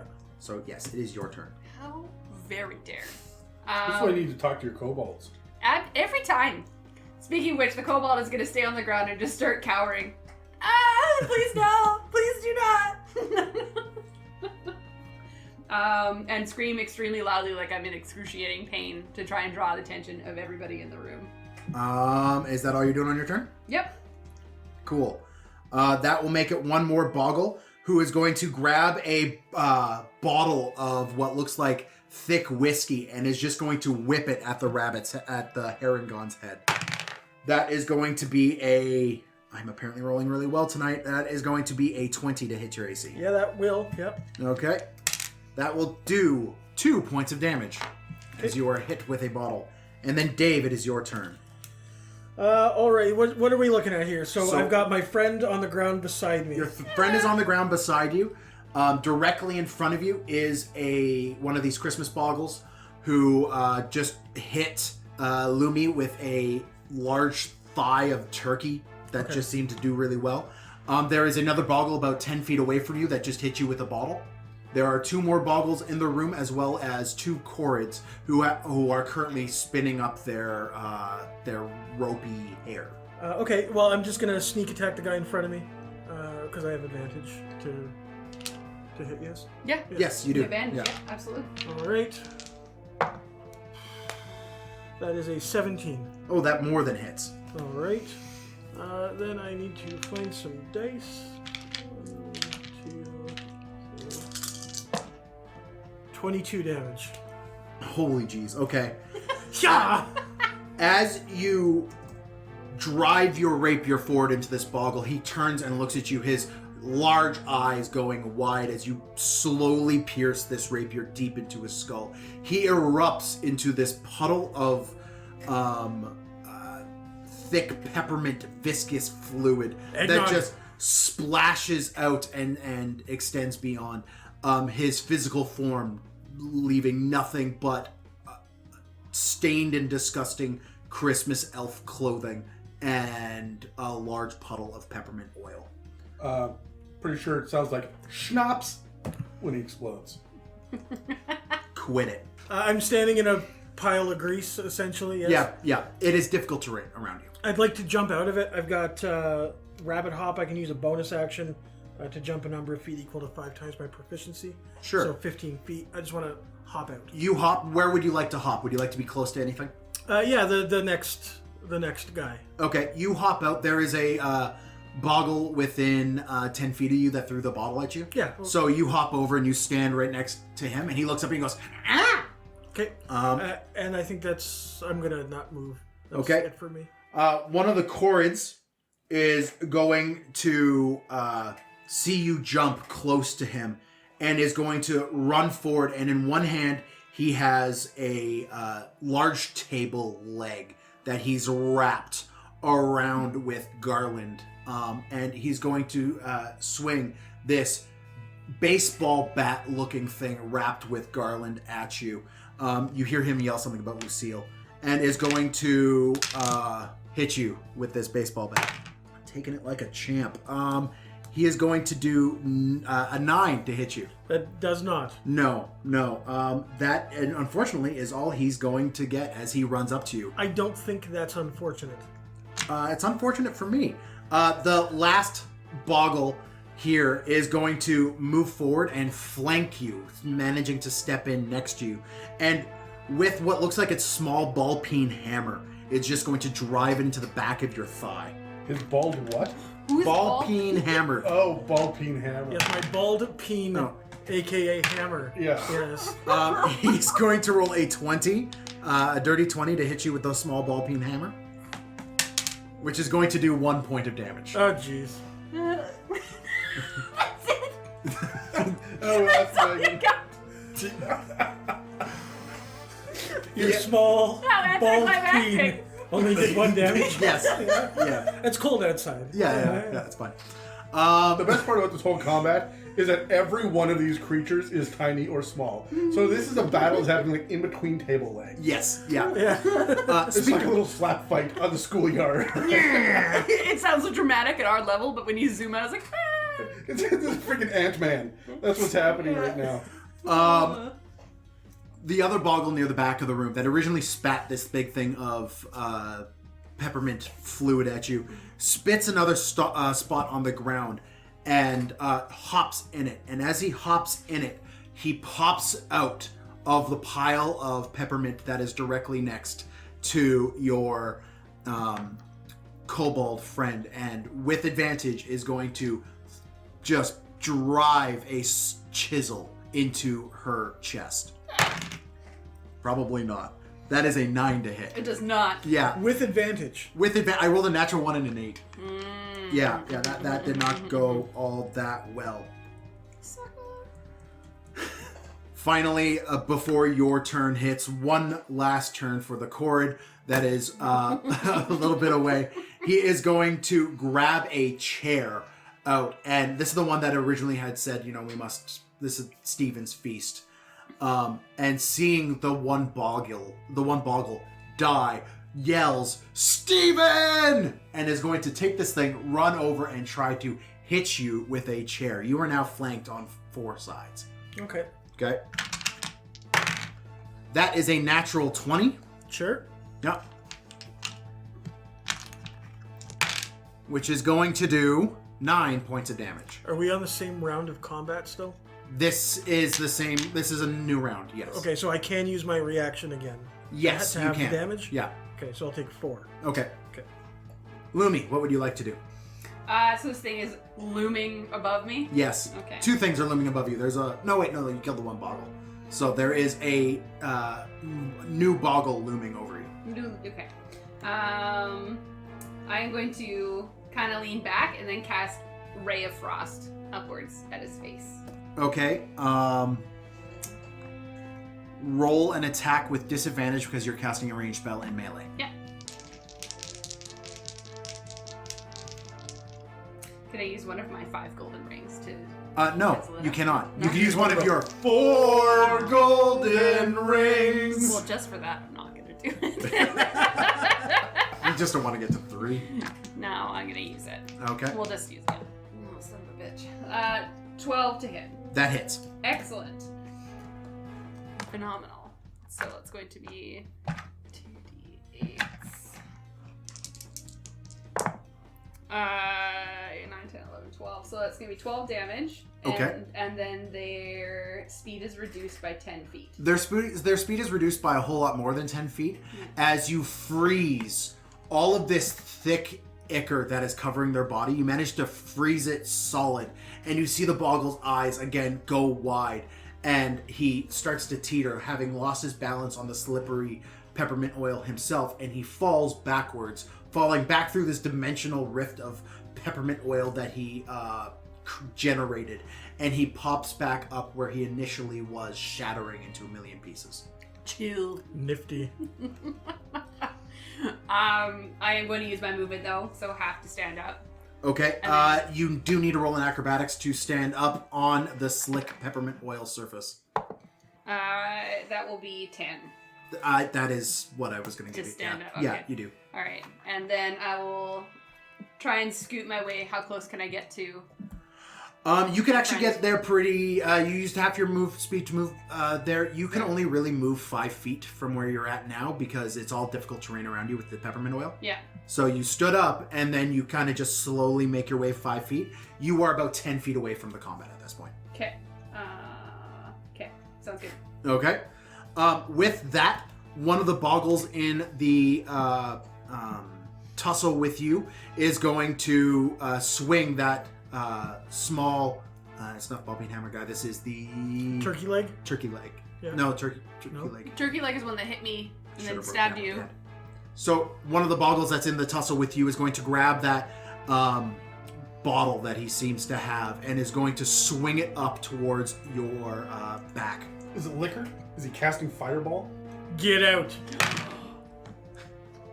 That is another natural 20. Use different dice. Get the fuck out. Thank you, Kraken dice. I got some Brad dice you can have. That is a 4 on the dice, so take 3 points of damage. All right. Sorry. And then it is your turn. Is it? Because Megan goes before me. But I went.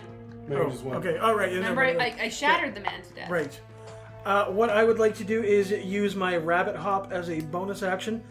I can, again, jump a number of feet 5 times my proficiency without incurring attacks of opportunity. Fantastic. So I would like to jump out of being surrounded.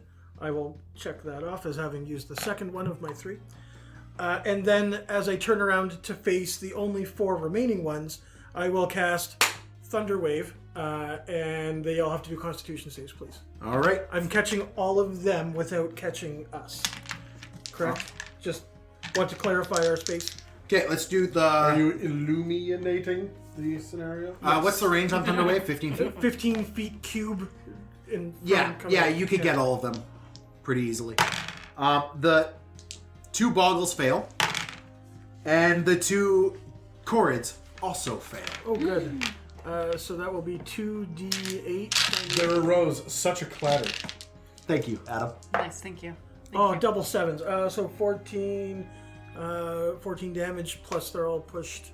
Well, here's the fun thing. Both boggles, remaining boggles, erupt into a backsplash of just peppermint oil, and they cover the back wall And Lumi. and Lumi with this drenching, thick, sticky peppermint Ichor? oil.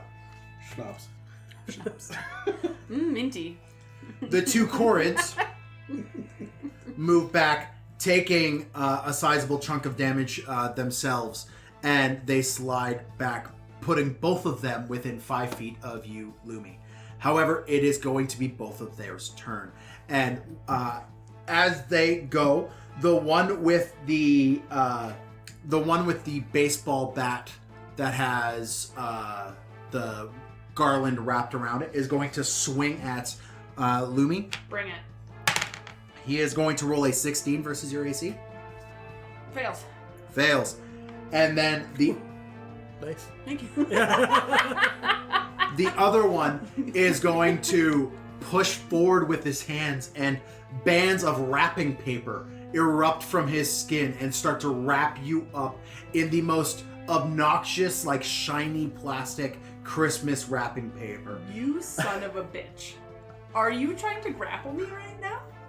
Yes. Get the fuck down. I would like for you to roll a dexterity saving throw. You piece. Grapple. Huh? That's a 3. That's a 3. Hey, Megan, you are not only grappled, you are restrained. Great. As you are wrapped. That's what grapple does. Yeah. As you are wrapped from head to toe with this. Now, this is a bonus action for the Corrid. Great. So with that, he is going to grab the first thing within reach that he could possibly think to grab, which is a large chisel that he tried to stab you with before. And now that you are restrained, he is going to stab at you with advantage. Of course. That will almost certainly hit with a 22 versus your AC. It does not. I'm just kidding. It absolutely does. What? And he is going to do Wow. Wow. 6 points of damage to you. Okay, all right. That's a lot of drama for that. It is your turn. Okay, I'm gonna try and bust out of this wrapping paper. Okay, roll a athletics or a strength check, however you want to do it. Athletics. 16. 16. You flex your mighty kobold muscles and shatter, ripping this cheap Christmas wrapping paper off of you. You are free. Is this that was a bonus action? That was an action to do that. Dave, you're up next. I don't know if anybody knows top of their head if True Strike is a bonus action. Or It is an action to cast. for True Strike. Yes. Yeah, True Strike sucks. True Strikes is the worst spell in Dungeons and Dragons. It's really not great, but like I felt it would fit. I don't really have any bonus actions, so I'm just that's all I can really do. So give me a lay of the land though. So there's me, this thing in front of There's me. you standing on a puddle of peppermint oil. Yeah, this guy's in front of me. There's a guy directly in front of you. Yeah. And there's a guy to your right Right. who just tried to wrap you up in paper and stab you. Okay. And by tried, I mean succeeded in wrapping you up in paper and stabbing you. And then how far away is my friend, my rabbit friend? About 20 feet away. Okay, well then yes, there's absolutely nothing I can do. I'm gonna be like, ah! And that's Okay. all that's gonna happen. Is it gonna be a large, tiny roar, like it's gonna be a loud roar to me, bursting out of this like wrapping paper, but from a distance, it's like, ah! Dave, what would you like to do? I am going to cast Firebolt at the closest one to me. Okay, roll an attack. I don't have advantage anymore from your cowering ability. No. Okay. No. Just making sure. 13. 13. That is enough to hit. Excellent. So 2d8, or 10 I mean, is 15 damage. 15 points of damage. This one, you singe a lot of this hair and paper and garland, and it starts to melt in some spots as it's thick plastic. And he turns to look at you, anger strewn on his now singed face. He looks in real rough shape as he turns to look at you. And it is actually going to be his go. And he is going... Well, can I move still? Yes, you can still Okay. do stuff. I would like to move away and use my bonus action to try to hide. Okay, roll it. Roll a stealth to hide. 17. 17. Okay. You lay down in a pile of ichor and ooze. You run over and kind of dive behind this large central fireplace that you see kind of hides the back end of this room, and you duck behind it. You hear the Korrid curse in some Fey language, and then he is going to turn back to you, Lumi, and with his great club is going to beat the ever-living hell out of you. Of course. Yeah. It's okay, man. I got this. My thick cobalt skin. He's got a 22. It's not so thick anymore. Just flaking off. Okay. He is going to roll a 12 for damage. Okay. And then the other one, using his chisels, actually, he's going to try to wrap you up again first. So I would like these thick bands of tinsel just start to cover you head to toe with, so silver tinsel covers you with this golden garland starting to wrap up. How pretty. Yeah. What do I have to roll? A dexterity saving throw. 9. You are once again covered, and with advantage, he strikes at you with his chisel. Yeah, no, that's not going to do it. You got 9? It's a critical fail damage? Yeah, but he's got advantage, so I think. Oh, okay. All right. Okay. Yeah. Okay. Okay. That is going to make it, Lumi. Your turn. My You are turn? once again bound. What a stupid time to be alive. Hold on, I need to remind you, Megan, that just because you are restrained, it doesn't mean you can't attack. You can attack without having to bust out. Is it just with disadvantage? Though? Yes. Yeah. Okay. I'm going to attack. I have a rapier, so I'm gonna like, with one hand, just wave it around and hopefully stab someone. Okay. They're flanking me, right? Though there's 2. They are, yes. Okay, the one that bound me obviously is the one I'm going to try and curse stab with disadvantage. Oh my god. That one doesn't hit. However, I do have 2 attacks. This is cocked. Cocked, Cocked? yeah.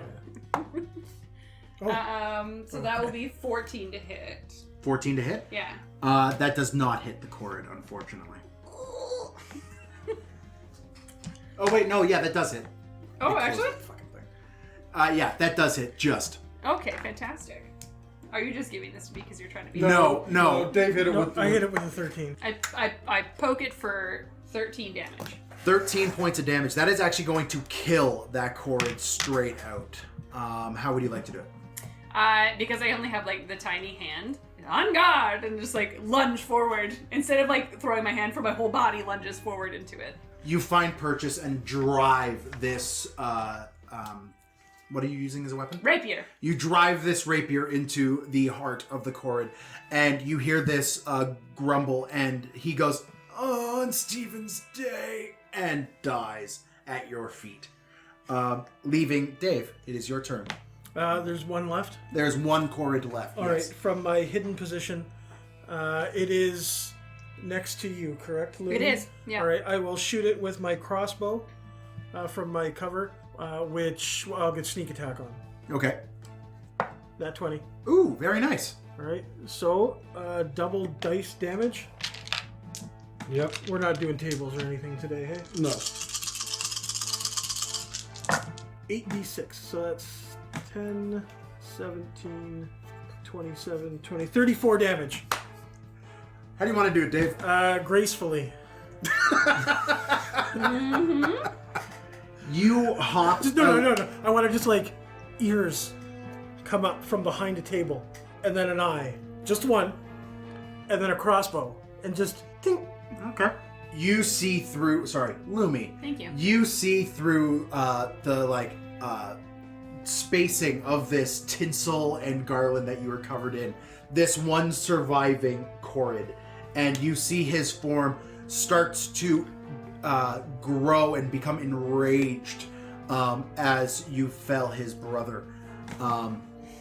And then you are coated in this thick black blood as a crossbow bolt pierces through the center mass of his skull, and he dies in front of you, landing in a heap at your feet. Hooray! That was hair on hair action right there. Yeah. As the dust settles from the fight, the roaring heat from the fire and the smell of the room cause you to ease and relax a little faster than normal after such an ordeal.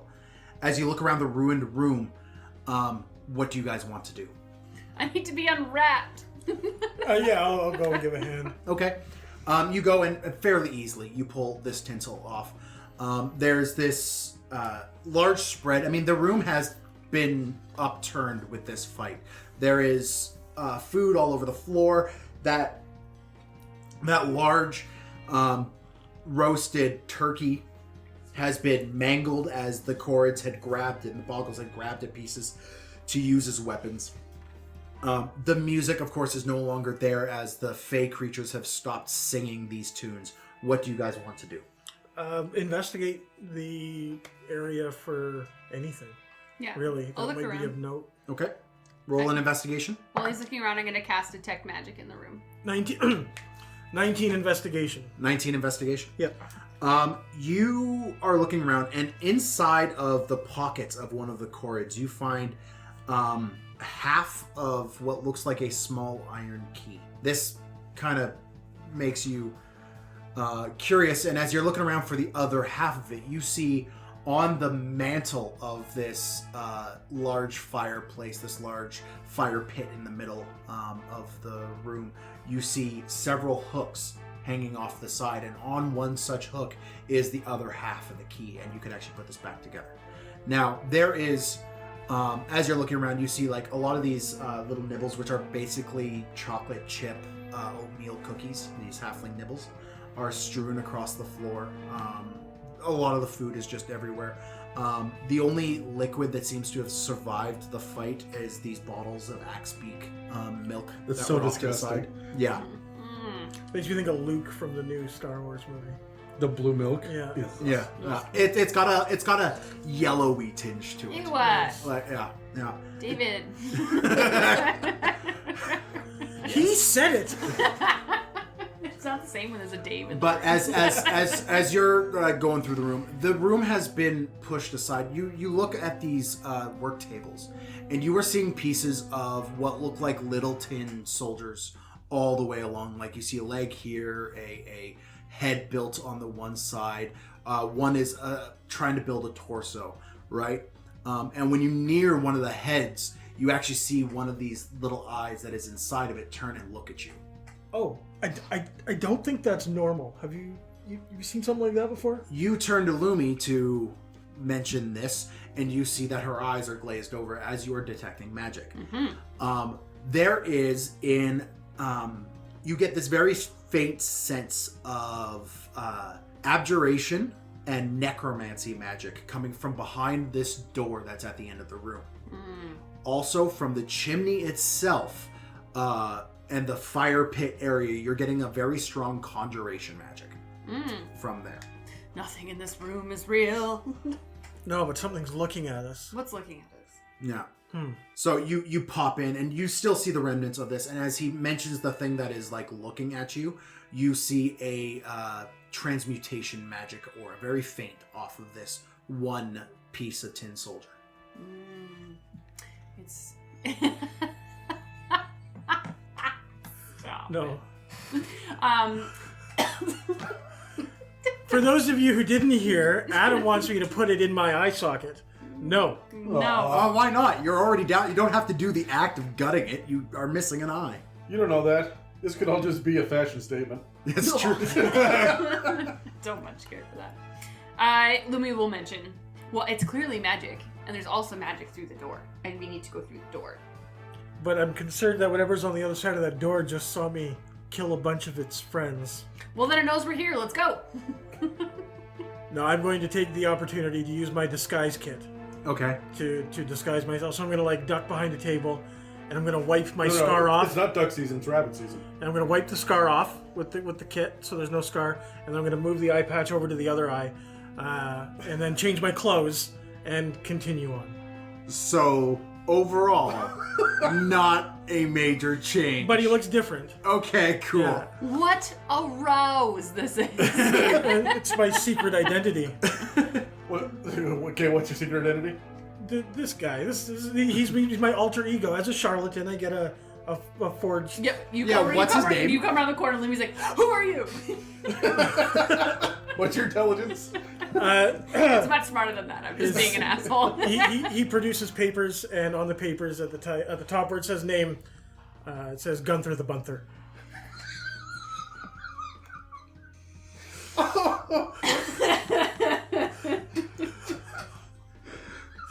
If I end up dead, it was because of Dan. Dan is a great shade of pink right now. I hate you so much. I'm gonna take a minute and pee. Oh, good idea. Okay. So, Gunther the Bunther. Gunther the Bunther. My friends call me Gun. This doesn't bode well for you, Megan. I'm like having flashbacks. I'm not excited about this. What do you guys want to do? Investigate the next door. Yeah. Okay. You get in front of this large door, and this one seems to be made of the same thick, reinforced gingerbread-like material that the rest of this building seems to be built from. There is a single large iron padlock that is holding the a bar on this door in place. One padlock. One padlock. And when I saw the magic, did I see the magic on the padlock? Behind the door. Behind the door. Yeah. Okay. We'll just break that sucker off. Well, I've got a thieves' tools. Are you moving your eye patch over to the other side on your picture that you've drawn? Yeah. I'd also want to point out, you guys picked up a fucking key. I don't know that. I wouldn't have hidden it. Okay. Yeah. Yeah. No, I'm still. I got tools. I'll try them. Okay. All right. I'm gonna try to pick the lock. Yeah, do it. Advantage, sleight of hand. Is that what that is? Not advantage, but The thieves' tools don't give me advantage, you use them as yes, they do actually. Fuck. Yeah. right? So advantage, sleight of hand. You really don't want to give him this because you gave us a key. That's 215, so 25. Yeah. You go and you you pull out your thieves' tools, having to move this large iron key out of the way in your bag to retrieve your thieves' tools. And as you pull them out, the key kind of lifts out of your bag, falls on the ground, clatters loudly, noticeably, out of your bag. I bet you we're going to need this key later. And you open Make up... them up. You open up your thieves' tools and masterfully open up this lock, rolling your tools back up and picking up this key and throwing it back in your bag with everything else. You pull this bar off to the side and open up the door. And as you unlock the door, you hear the faint noise again of jingle bells. This door swings open easily for such a large door, and a dark green pulsing glow draws you into the darkness within.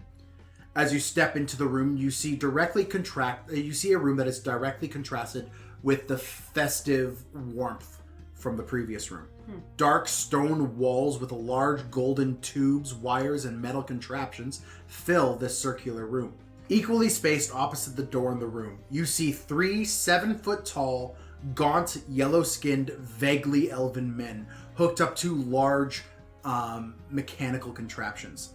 They're thickly bound, but they wear the gear of ancient wizards and sages. Long, flowing robes and what must have once been well-manicured beards adorn their body. At their feet are more of these large brass nameplates. They read Casper, Melchior, and Balthazar. The room smells deeply of eastern spices like frankincense and myrrh. And central in the room is a green pool of glittering energy. It radiates this pulsing green light that originally drew you into the room. What would you guys like to do? How tall are they? They're about 7 feet tall, Okay. and thin, gaunt, and drawn, and bound to this wall. And there are tubes sticking out of them all over the place. I just want to go see if they're alive. So I'd probably walk over and be like, just blow on them. Which one would you like to walk over to? Which one would you like to Whatever walk over one's to? in the middle, is that? There's Melchior, Balthazar, and Casper. Which one's in the middle?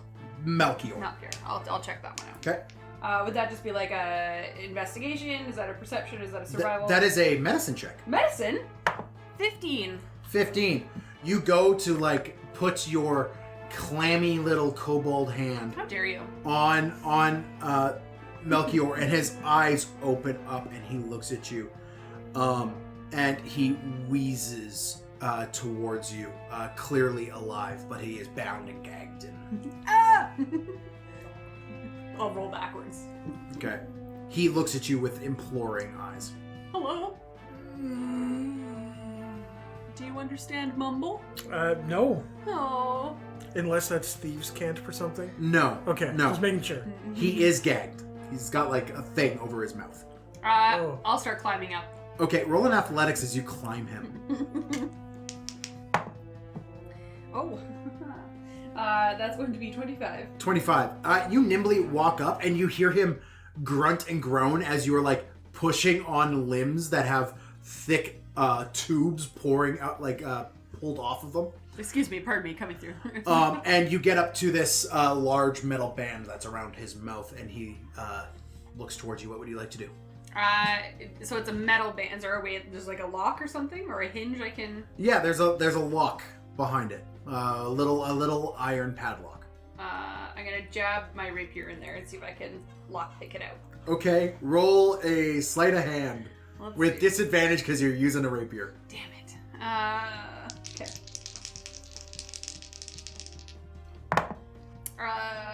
Disadvantage. Damn it. So that's going to be 9.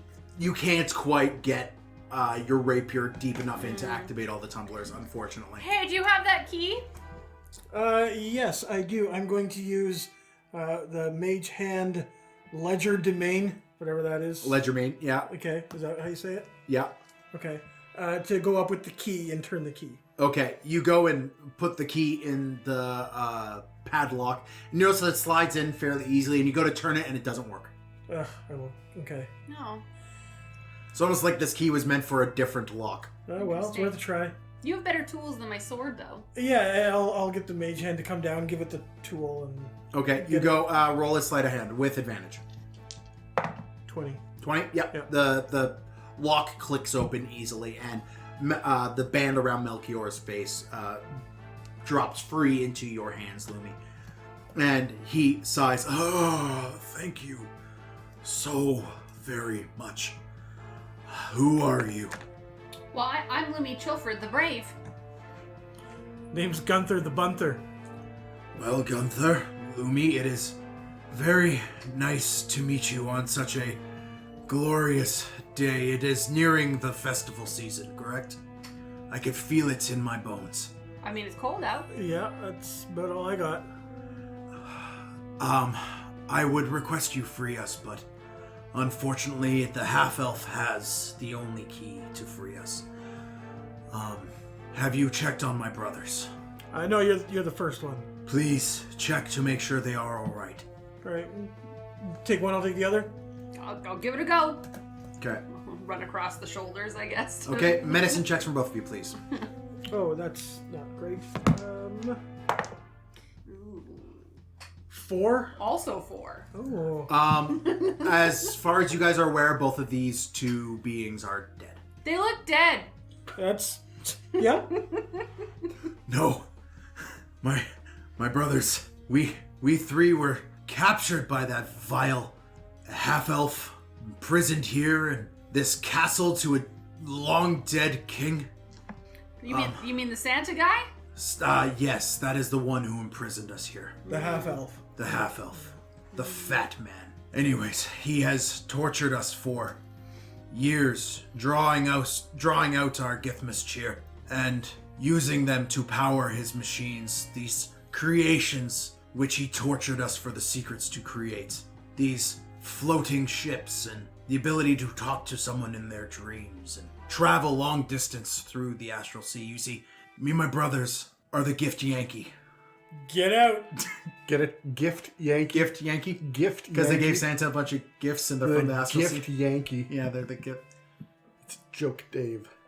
Dave. Say it one Sorry. more time. Gift Gunther. Yankee. Yeah, it's Gunther now. Yeah. Sorry. Yeah. Sorry, Gift Yankee? Gift Yankee. Yeah.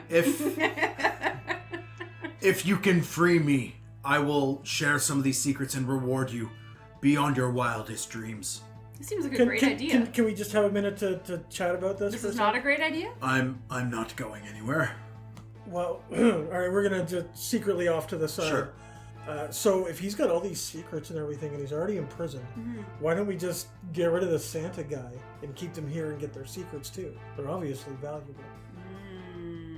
You're not wrong. But do they know where the Santa guy is? Yes, I do. Oh, you can hear us. Yeah, I've got really good ears. Also, whatever happened to Oh. Jingle? Also, I could kind of read your minds. Oh, Get out of my head, Charles! I think we should My save name is them. Melchior. Charles! We should save them. Yes. Unfortunately, you must go through the ritual to bring the fat man here. Okay, how do we do that? First, it is a 3-stage ritual. I hope you are paying attention. Let me write this down. Go. First, you must hang your stockings with care by the hearth of the flame. My socks? Your stockings, yes. Looks down. I'm not wearing any socks today. Next, you must lure him to this realm with a offering of milk and cookies. Okay. And Okay. thirdly, you must sing the song of the Falalas. Oh, I heard that song in the bar.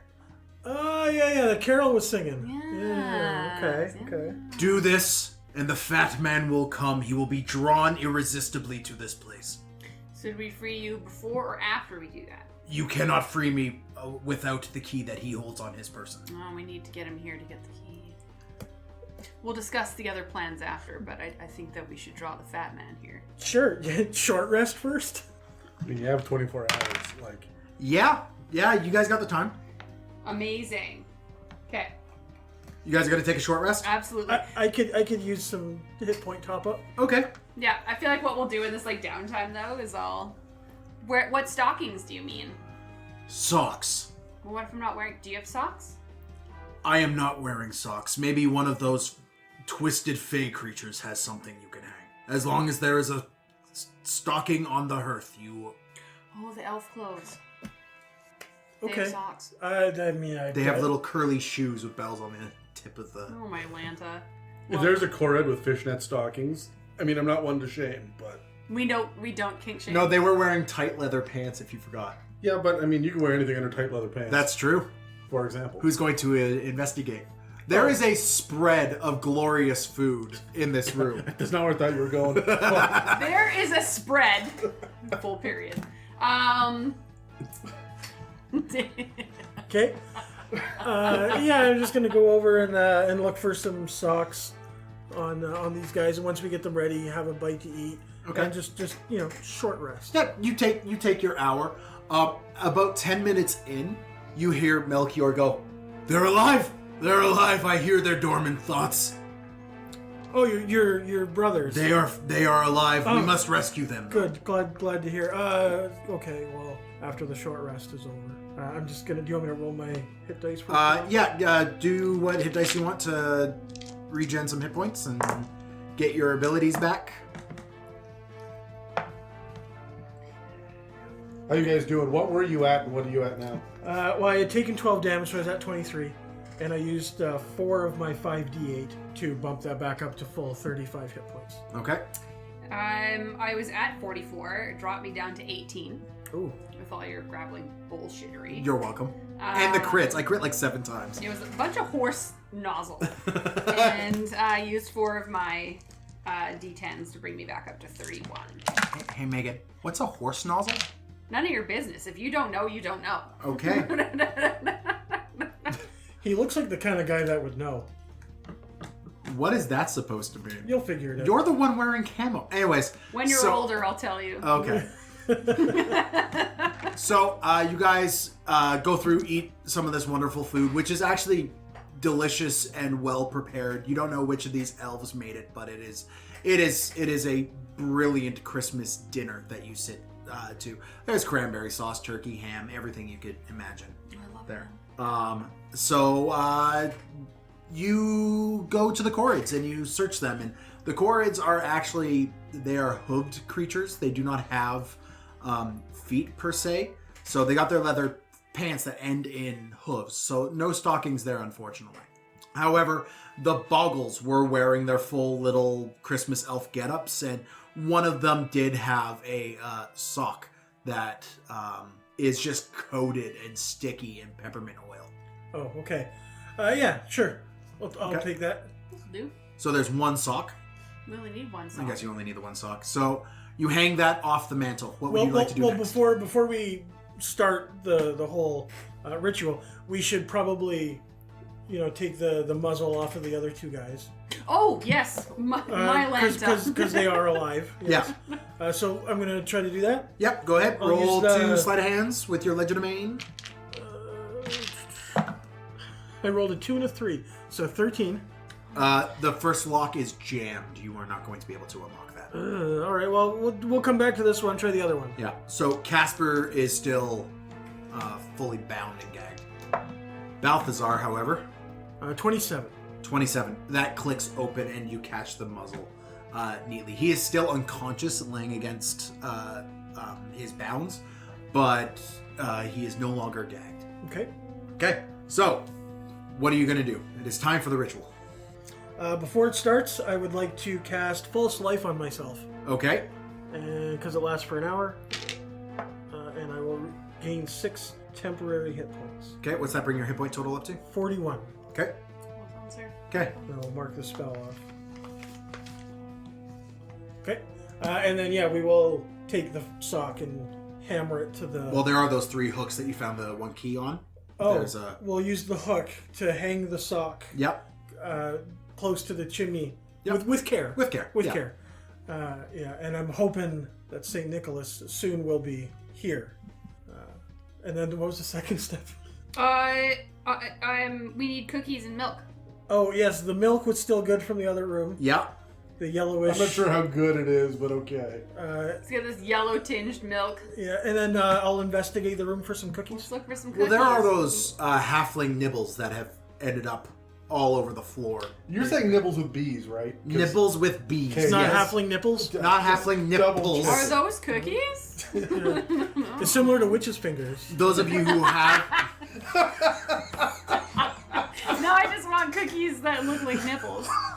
Don't we all? As opposed to the I just want opposite. nipples that look like cookies. Yeah. Yum, yum.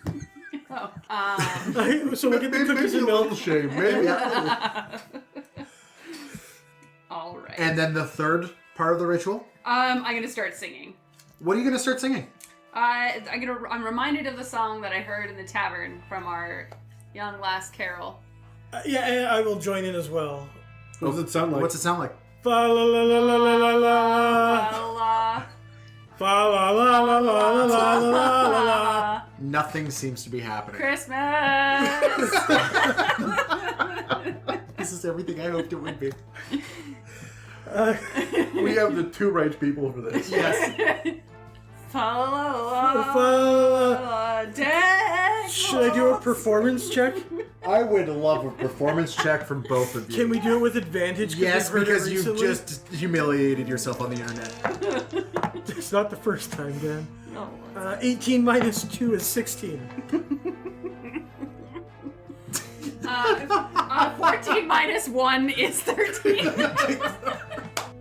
As the fa-la-las echo throughout the room, the entire gingerbread cabin begins to shake. And suddenly there is a glowing bright light that appears just beside where that sock was hung with care. And suddenly manifesting out of thin air comes this giant, fat half-elf. He seems to be almost 7 feet tall. And he comes screaming into existence. Son of a Grinch, that hurts! Oh, who summons me? I mean, Fa la la la. us, but he asked us to. Melchior. Yeah. And he reaches up with one hand and he closes a fist, and suddenly the door slams shut. He looks around and says, "My helpers, you've killed them." They attacked us first. It was a misunderstanding. Was it now? Yeah. Yeah. And he walks over to this small tin soldier and plucks the eye out of it. And he looks at it for a moment, reaches into his big red jacket and pulls out a scroll. At the top of the scroll says Naughty List. He looks at the eye, he points the eye at it, and sure enough, both your names appear there on the Naughty List. Oh, I can't be right. No, it's obviously not correct. Check it again. All right. And he takes the eye and he points it at the scroll. I've checked it twice and here you are. Yeah, what name does that say? Oh, I know exactly who you are. Who am I? Do Dave. you even know? Dave. He's figured you. He knows. Oh, he knows. I'll move the eye patch back to the other eye. I know everything. I know when you're sleeping. I know when you're... It's not as creepy as it sounds. You know what? Roll initiative! In the box, Adam. What'd you get? 15. 6 for me. All right. The jacket again. He steps forward. It goes... And suddenly, casting mage armor on himself, there's a luminescent glow that seems to emanate from his red suit. He takes a step forward. Dave, you're up. Well, he doesn't seem like a nice fella. You're getting that now? Yeah. Are you feeling that energy right now? All right, I am going to try something really quick here. Could he please make a wisdom save? But he is fighting us, so it's with advantage. That is a 13. A 13 is a failure. He has been charmed. He's going to use one of his legendary resistances and shrug it off. Oh, damn it. All right, then I will run and use my bonus action to hide. So I'll roll a hide check. Stealth. Yep. Stealth check, yep. 24. All right. I tried. The tone there just says no. Let me see. He is going to look at this little kobold in front of him. And he's going to stomp his foot down. And he's going to utter the arcane magic noises that come out of him. Ho, ho, ho! Stomp his foot. And there are 3 bursts of red and green projectiles of magical force damage that come out of his foot, shooting directly at you out of his magic mistletoe, Better than his magic Hamilton. Oh. doing a whopping 9 points of force damage. Okay. That is his turn. It is your turn, Lumi. So how far away is he from me? He's about 15 feet away. Okay. I'm going to cast Ray of Frost in front of me towards this thing. Is that the noise it makes? Absolutely. For a 23 to hit. 23 to hit? Yep. That'll hit. Excellent. It'll be 7 points of cold damage. All right. And then, so basically, its speed is reduced by 10. Yep. And then I'm going to close the gap, though, and run up to him. Sure. Yeah. And that's my turn. All right. Dave. All right, if my friend is within 5 feet, I get a sneak attack. So I will do that with my crossbow from my hidden location, Sure. which is just a straight roll. It's not advantage. That's right.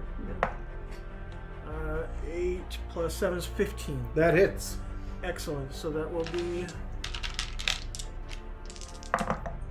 15 piercing damage. All right. And then I want to, duck back down into my hidey hole. Do you want me to hide again? You're gonna have to roll a stealth every time you want to get in. All right. 21. Okay. Well, he's really only got one person to focus on, so Sorry. He's not sorry. Son of a bitch.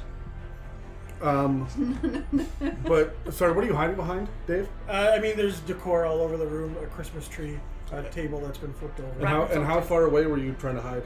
Well, 20 feet, Good. 50 feet. 6. You'd be outside of the house. Yeah. He looks down at you Hi.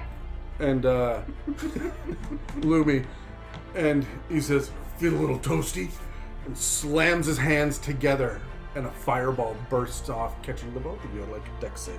Oh, I love this for me. 11, but if it's a failure, I can use a reaction to add a d4. Should I be doing that? Yes. I rolled an 18. 18. 13 total. And 18. Yeah. All right. So Lumi, you will be taking half damage. Still a lot. That is, well, it's only 2 6s that I've rolled there. So that is 10, 20, 31 points. So there's 15 points of fire damage, Lumi, and 31 points. And because you have hidden, you can't see him, so you can't use your reaction. It has to be an attack that you can see. Oh, well, I used my reaction to do the adding. So I Okay. couldn't anyways. Yeah. Okay. So 31. Excellent. What's that put you at, Dave?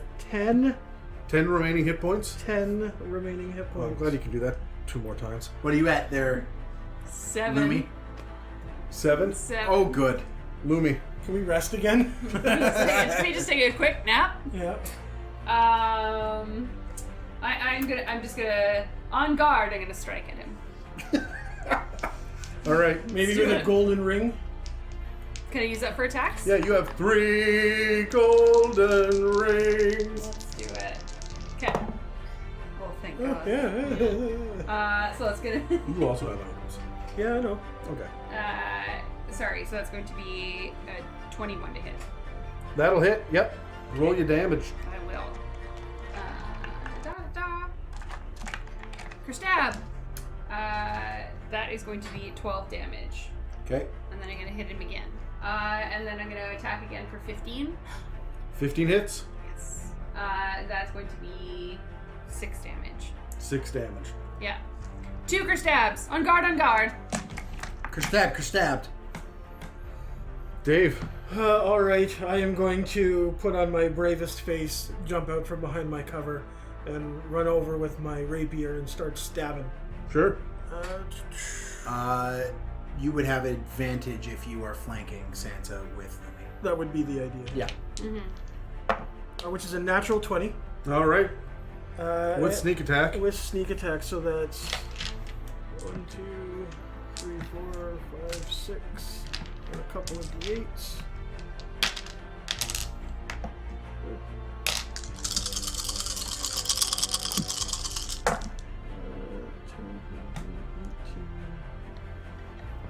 So that's 38 damage. Oh, my Lanta. Okay. At which point, are you done? Yeah, 38 piercing. All right. At which point, Santa takes a step back, goes, oh, and he misty steps up to a space just above this roaring fire. And as he starts to plummet down into the fire directly in front of you, he takes his finger and lays it aside his nose, and up the chimney he goes, disappearing into the night, saying, I'll get you next year! What the No! From the chimney, there's a sound of tinkle, tink, tink, tink, tink, tink, tink, and a key drops into the fire. What would you like to do? Go over and use my sword to kind of poke it out of the fire. Okay. And, You don't even need to roll for that. You can do that. yeah. Sure. You now have a small brass key. Do we think this opens his locks? It's worth a try. Let's go try. So we'll go over and give it a try. We'll start with Melchior. And sure enough, the lock here is down at the ankle height. So you're able to walk right up. You guys are looking at square in the ankles. And able to put the key in, and it slides right in and unlocks easily. And then we'll do the next two. Absolutely. And it unlocks all three of them. And as a matter of fact, was it... Balthazar and Casper. No, but Balthazar didn't have the... Casper is Still had the Yeah. gag on. And when he falls to the ground, he reaches for the key from you so he can unlock himself. Yeah, I'll hand it over. And it's able to unlock his gag as well. And he takes a deep breath and he goes, thank you so much for freeing us and for defeating him. He never did get our secrets. They went to the grave with those ghastly little creatures. We will grant each of you one wish for saving us. What would you like? Feeling of worth. I don't know. What does your character want? I want my brother back. What happened to your brother? He got eaten by a plant. Okay. We can do that. And they, and they sit there and they kind of put their heads together for a moment, and Melchior walks over, starts to gather up the corpses of these fake creatures Oh my god. into a pile. and he reaches out with one hand, and suddenly they all melt into one big disgusting mound of flesh. And he picks it all up and he throws it into the fire. And from that, out of this Yule log that he has made, comes bursting forth a kobold that looks like you, only with more skin and 2 ears. Lenny! Fuck off.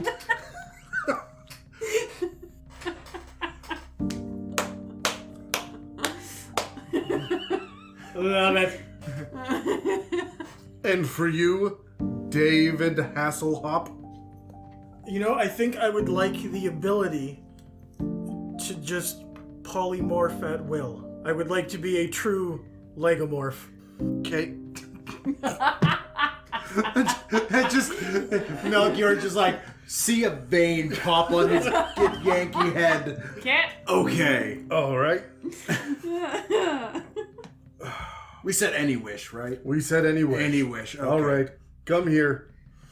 And he puts his hand on top of your head, and you feel a warm glow overtake you. You pee a little. Okay. And that's it. Nothing else happens. All right, I'm going to concentrate really hard On what? and try to turn into just a regular rabbit. And poof, he turns into a regular rabbit. All right, and I'm going to try really hard and turn back to my regular self. And he does. Yes! I was very excited. Wow. It's like you don't need the eye patch or something. Now, the last thing that we require from you is a little help cleaning this mess up that you've made. Okay, sure. Yeah, I mean, The audacity, but okay. that's All fine. right, I mean, yeah. we just help them like do a thing, but that's okay. Yeah. And it is then surrounded by food and warmth with your new friends and your resurrected brother and your ability to become a rabbit. No, I want to be able to polymorph into anything. Into anything, Yeah, yeah. Just the visual choice is great. As we like zoom out, it's just like poof, Big Dave. Poof, little rabbit. Poof, Big Dave.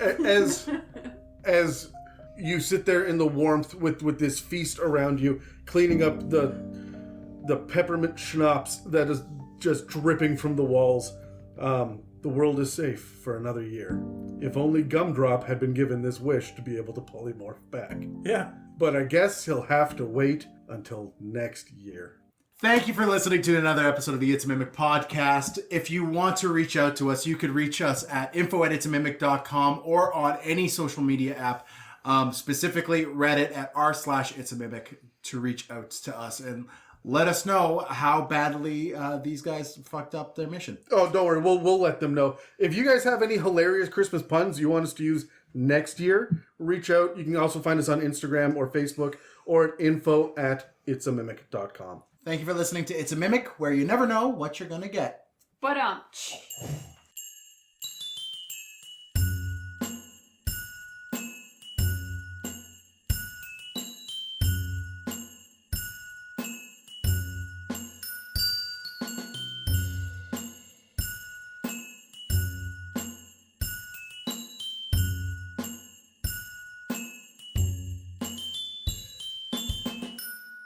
You guys start to climb. You fucking. I'm sorry, I'm getting cuffed on my shoulder. I'm done. Yeah. I'm done. Are you? I'm done. You sure? Pretty much. I'm not sure. Neither am I. I'm just waiting for Megan to do it next. God damn it. just for you. So as you guys are climbing this, you fuck. Megan nearly spit loud in her beer all over the fucking computer. Nailed it. Oh, that was great. The bloopers for this episode are going to be great. You stand on the hot shoulders and you look through and you stand on the you stand with Oh my! fucking hell, Dan. I can't see. We have put what do you call those steam lines? Steam lines On the shoulders, yeah. Welcome to a festive actual play It's a Mimic special episode. This is obviously not scripted. My name is Dan. Jesus With Christ. me Do it is... from the beginning. No, it's fine. No, it is not fucking This is fine. fine. Just keep going. Just keep going. Thanks for listening to another episode of the It's a Mimic podcast. Why? Or whatever the hell this is. Yeah. We're not sure why you listen. Did we fuck up? You guys forgot your fucking mission. I have to ask, is the wind howling balefully? Fuck you. Wow. One later. Bitch. Thanks for listening. Bye.